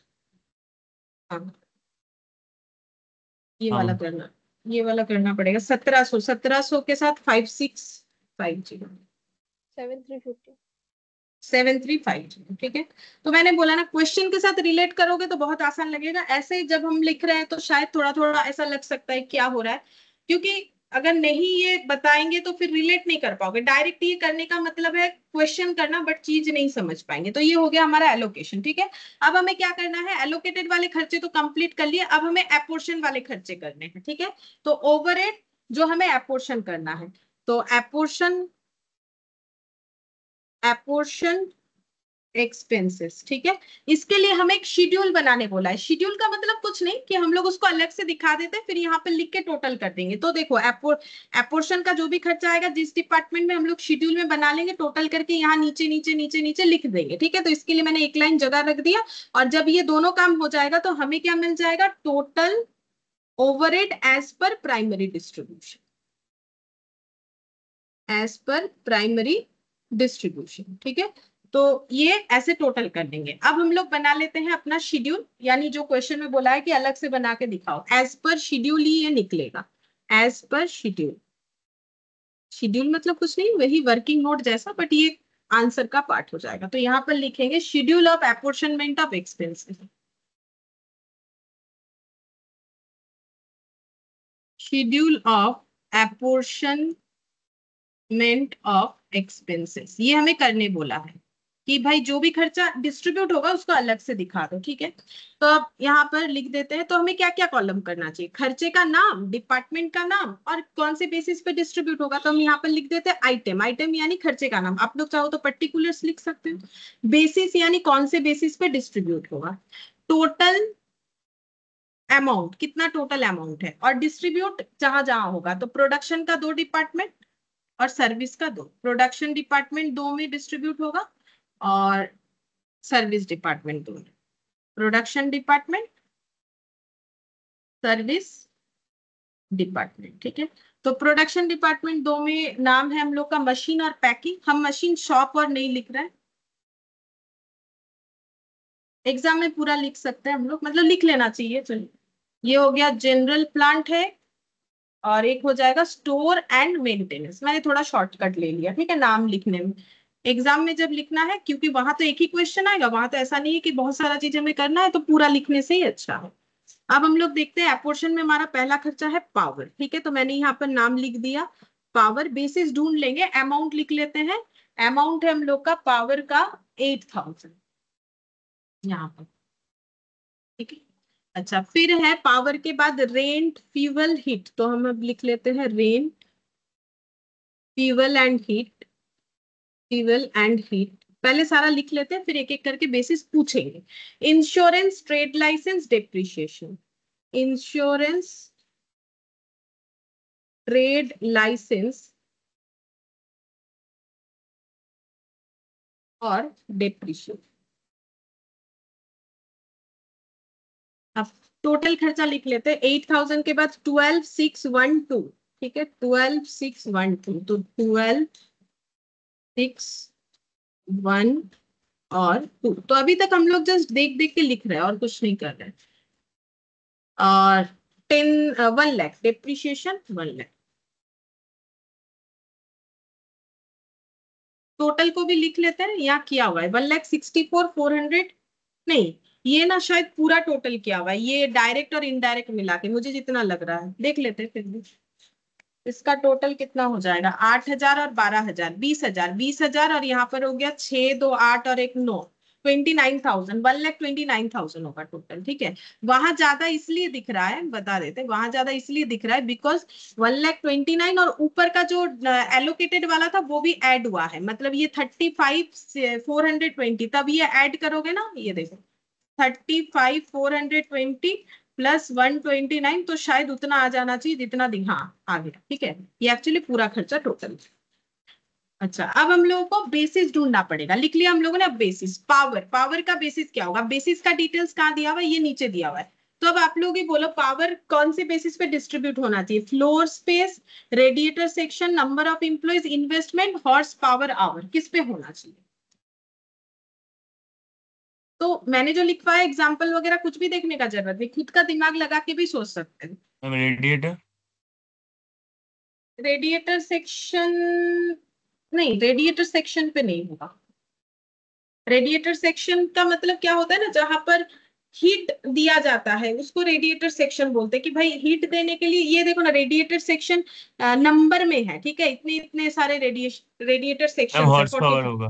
हाँ, हॉर्स पावर, ये रेडिएशन सेक्शन जो है नंबर है, सेक्शन मतलब डिपार्टमेंट, कितने सारे हैं, तो हॉर्स पावर में होना चाहिए ना। इलेक्ट्रिसिटी वाला पावर का खर्चा, पावर कंज्यूम में मैंने लिखवाया ना कितना सारा चीज। ठीक है, तो हॉर्स पावर पे होगा, तो बेसिस क्या हो जाएगा, हॉर्स पावर आवर्स। ठीक है, अब इसका रेशियो निकालेंगे, रेशियो पे डिस्ट्रीब्यूट करेंगे ना, तो हॉर्स पावर का रेशियो क्या है, ये वाला हो जाएगा हम लोग का, ये इसका रेशियो बनाना पड़ेगा। ठीक है, तो रेशियो कैसे बनाएंगे, 500 से डिवाइड करो तो ये 7 हो जाएगा, ये 1 हो जाएगा, ये कितना होगा बता सकते हो, 2 होगा।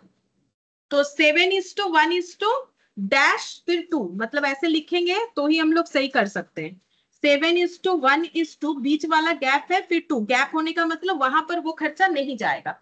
अब ये 8,000 को डिस्ट्रीब्यूट करो 7:1:2 में, कहाँ कहाँ डिस्ट्रीब्यूट करोगे, मशीन, पैकिंग और ये स्टोर एंड मेंटेनेंस में। बोलो कितना होगा, 10 से डिवाइड हो जाएगा, 800, 800 इंटू 7 कितना हो जाएगा, 5,600। ये 800 हो जाएगा, ये 1,600। बस एक बार देखो तो ठीक हुआ है कि नहीं कैलकुलेशन।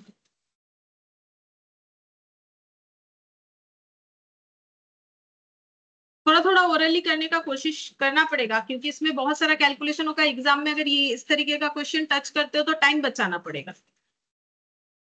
ठीक हुआ है, मेरे हिसाब से ठीक हुआ है। अच्छा, फिर उसके बाद है हम लोग का खर्चा जो है, उसका नाम है हम लोग का रेंट। ठीक है, तो रेंट किस पे होगा, इस पे, इस पे, इस पे, इस पे या फिर इस पे, बोलो रेंट किस पे डिस्ट्रीब्यूट होगा, फ्लोर स्पेस।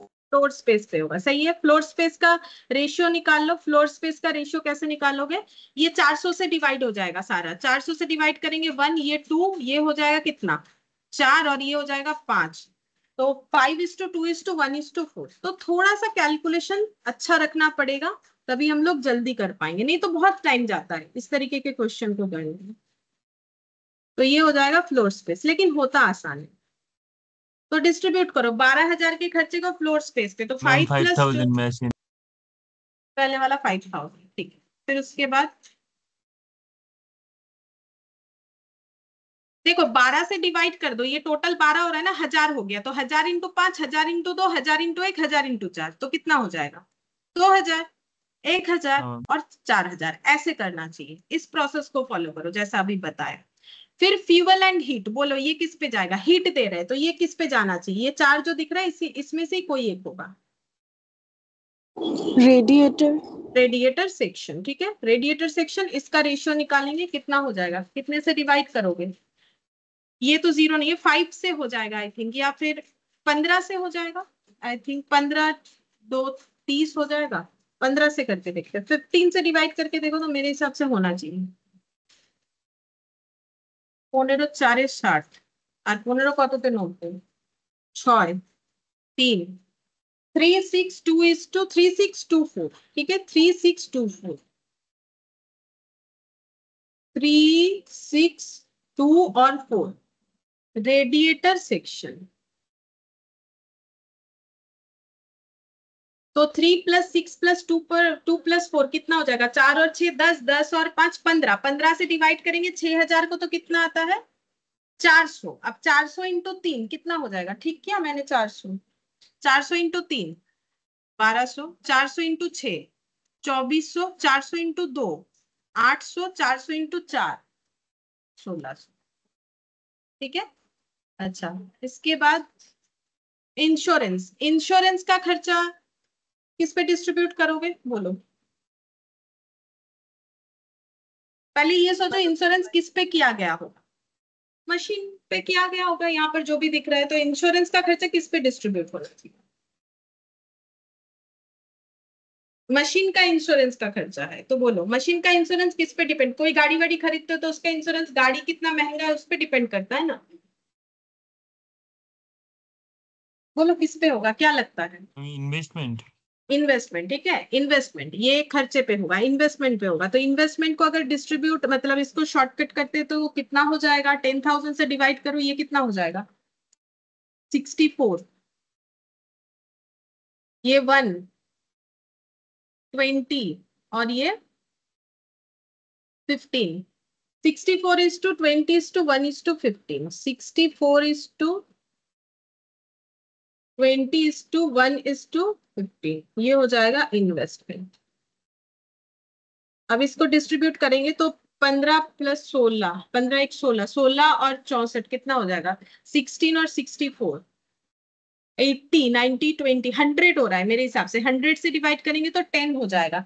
10 होने से 10 × 64 640, 10 × 20 200, 10 × 1 10, 10 × 15 150, ठीक हुआ?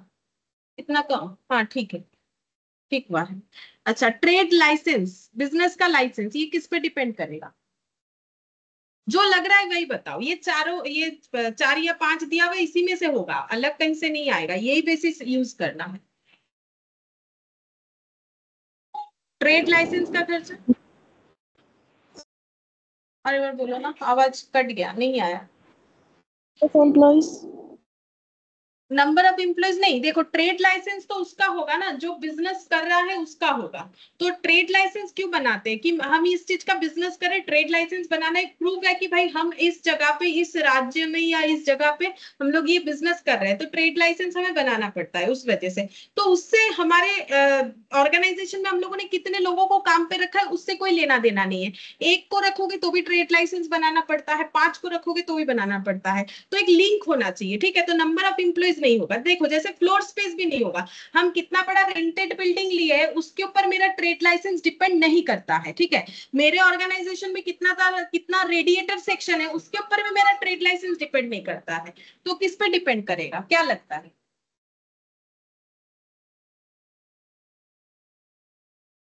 मेरा बिजनेस का टर्नओवर कैसा है ना, हाँ इन्वेस्टमेंट, मेरा बिजनेस का टर्नओवर के ऊपर मेरा ट्रेड लाइसेंस का खर्चा निर्भर करता है, ठीक है। जो हम लोग हर बार रिन्यू करवाते हैं ना कि हम कैसा बिजनेस कर रहे हैं, मेरा क्या बिजनेस है, क्या टर्नओवर होता है, उसके ऊपर डिपेंड करता है। अलग अलग कैटेगरी में ट्रेड लाइसेंस बनता है। तो फिर यहाँ पर देखो रेलिवेंट चीज लेना है, ना तो ये चीज रेलिवेंट है, ना तो ये रेलिवेंट है, ना तो ये रेलिवेंट है, ना तो ये रेलिवेंट है। तो बचा क्या? इन्वेस्टमेंट। ये फिर भी हो सकता है कि मेरे बिजनेस में मैंने क्या इन्वेस्टमेंट किया है, मतलब किस तरीके का बिजनेस है उस तरीके का मेरा ट्रेड लाइसेंस बनेगा। तो इन्वेस्टमेंट पे होगा। तो ये हमें थोड़ा सोच लेना है। तो मैंने बोला ना आसान होता है, बस थोड़ा सा लिंक कर लो। 64 21 और 15, ठीक है। तो बता सकते हो इसका आंसर कितना कितना होगा? देखो अगर ये 1000 था, सेम ये वाला था, ये 2000 हुआ, सेम ये वाला है, तो मतलब ये सभी का डबल कर दोगे तो आंसर आ जाएगा, ठीक है। सिंपल सा बात करके देख सकते हो। तो बताओ कितना कितना होगा? 640, ये 1280 हो जाएगा, ये 400 हो जाएगा, ये 20 हो जाएगा, ये 300। ये मैंने कैलकुलेशन का तरीका बताया। बाकी आप लोग जो है पूरा कैलकुलेट करके भी देख सकते हैं। डेप्रिशिएशन इनमें से कौन से बेसिस पे होगा? डेप्रिशिएशन का खर्चा इनमें से कौन से बेसिस पे होगा बताओ? डेप्रिशिएशन प्लांट मशीनरी पे लगता है। तो प्लांट मशीनरी, इसके पहले हम लोगों ने देखा कि प्लांट मशीनरी का खर्चा हम लोगों ने किस पे डिस्ट्रीब्यूट किया? कहीं किया था ना प्लांट मशीनरी का इंश्योरेंस का खर्चा इन्वेस्टमेंट पे, तो फिर प्लांट मशीनरी का डिप्रिशिएशन किस पे करें? देखो प्लांट मशीनरी का डिप्रिशिएशन ना तो फ्लोर एरिया पे डिपेंड करता है, ना तो रेडिएटर सेक्शन पे, ना तो नंबर ऑफ एम्प्लॉय पे, ना तो एचपी आवर्स पे, ठीक है? तो फिर किस पे दे सकते हैं? इन्वेस्टमेंट। इन्वेस्टमेंट, ठीक है। तो ये थोड़ा सोच लेना है कि अगर अप्रोप्रिएट नहीं भी हो रहा है, आसपास रिलेट कर पा रहे हैं, ऐसा कौन सा हो रहा है, ठीक है? तो कितना हो जाएगा? ये 1 लाख है, तो फिर 1000 के लिए अगर 640 है तो 1 लाख के लिए कितना हो जाएगा?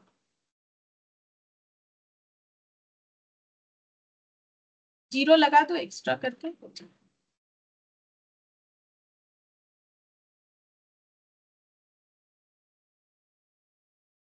अब टोटल करना, टोटल करके बताओ कितना हो। हम एक काम करें, हम ये वाला कॉलम टोटल कर रहे हैं, आप लोग दूसरा कोई कॉलम टोटल करो। 5600, 5000, 1200, 640, 1280, 64000, 77720।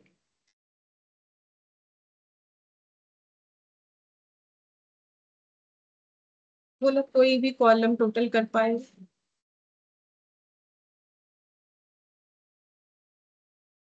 ये हम कर लेते हैं 1830, 2830, ये हम कर लिए। 19,000, 19,450,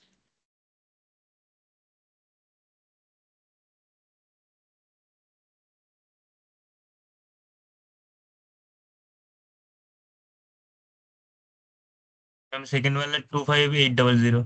25800, और लास्ट वाला कोई कर लो। मैंने 19,450 किया, 4,000, 19,450, 1,600, 1,600, 3,200, 22,650, ठीक है, ट्वेंटी टू हाँ सिक्स मैम। फिफ्टी हो गया। अब इसे हमें कहाँ लिखना है? वो जो जहाँ शेड्यूल बोल के लिख रखा है वहां ये सबको लिखना है, तो लिखो यहाँ पे। ये लास्ट वाला आया 22,650, इसके आगे वाला मैंने कैलकुलेट किया जो 2830, सबसे आसान था ये वाला 25800, और एक है 3720, और ये टोटल कितना था वो तो क्वेश्चन में हम लोगों ने कैलकुलेट किया, 1,29,000 था, ठीक है। अब ये ऐड करो,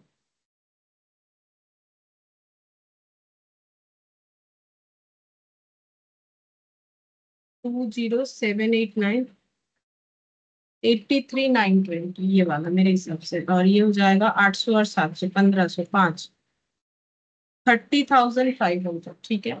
और ये हो जाएगा 20,000, और ये हो जाएगा 30,000,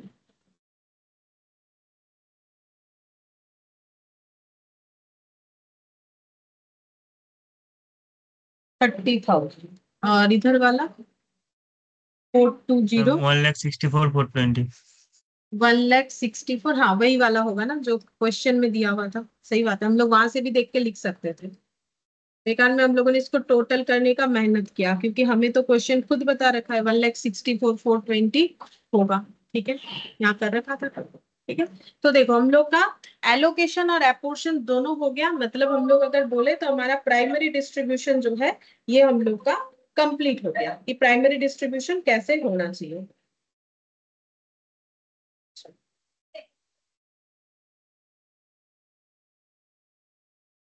अब हमें इसमें आई थिंक सेकेंडरी डिस्ट्रीब्यूशन भी करने बोला है क्या, देख लेते हैं, एक मिनट। पढ़ा तो था, क्या बोला है? Prepare an overhead distribution statement with supporting schedule to show computation and basis of distribution including distribution of the service department expenses to production department, service department के एक्सपेंसेस और प्रोडक्शन डिपार्टमेंट के expenses, ठीक है। अगर secondary distribution हमें करना भी है, पहला बात है कि सेकेंडरी डिस्ट्रीब्यूशन अगर हम लोग कर भी लेते हैं तो हमें उसका प्रोसेस पता होना चाहिए, तो आज तो नहीं बता सकते, टाइम भी हमारा और इतना नहीं है, क्योंकि सेकेंडरी डिस्ट्रीब्यूशन का अलग अलग मेथड्स होता है, तो उसमें 4 मेथड्स होता है, तो उसके बेसिस पे ही हम लोग सेकेंडरी डिस्ट्रीब्यूशन कर सकते हैं, ठीक है। तो आज इतना ही करते हैं, नेक्स्ट क्लास में सेकेंडरी डिस्ट्रीब्यूशन का प्रोसेस पढ़ेंगे, फिर उसके बाद ही हम लोग आगे का क्वेश्चन कर सकते हैं, ठीक है। फिर आज इतना ही करते हैं। Thank you ma'am. Bye ma'am. Bye.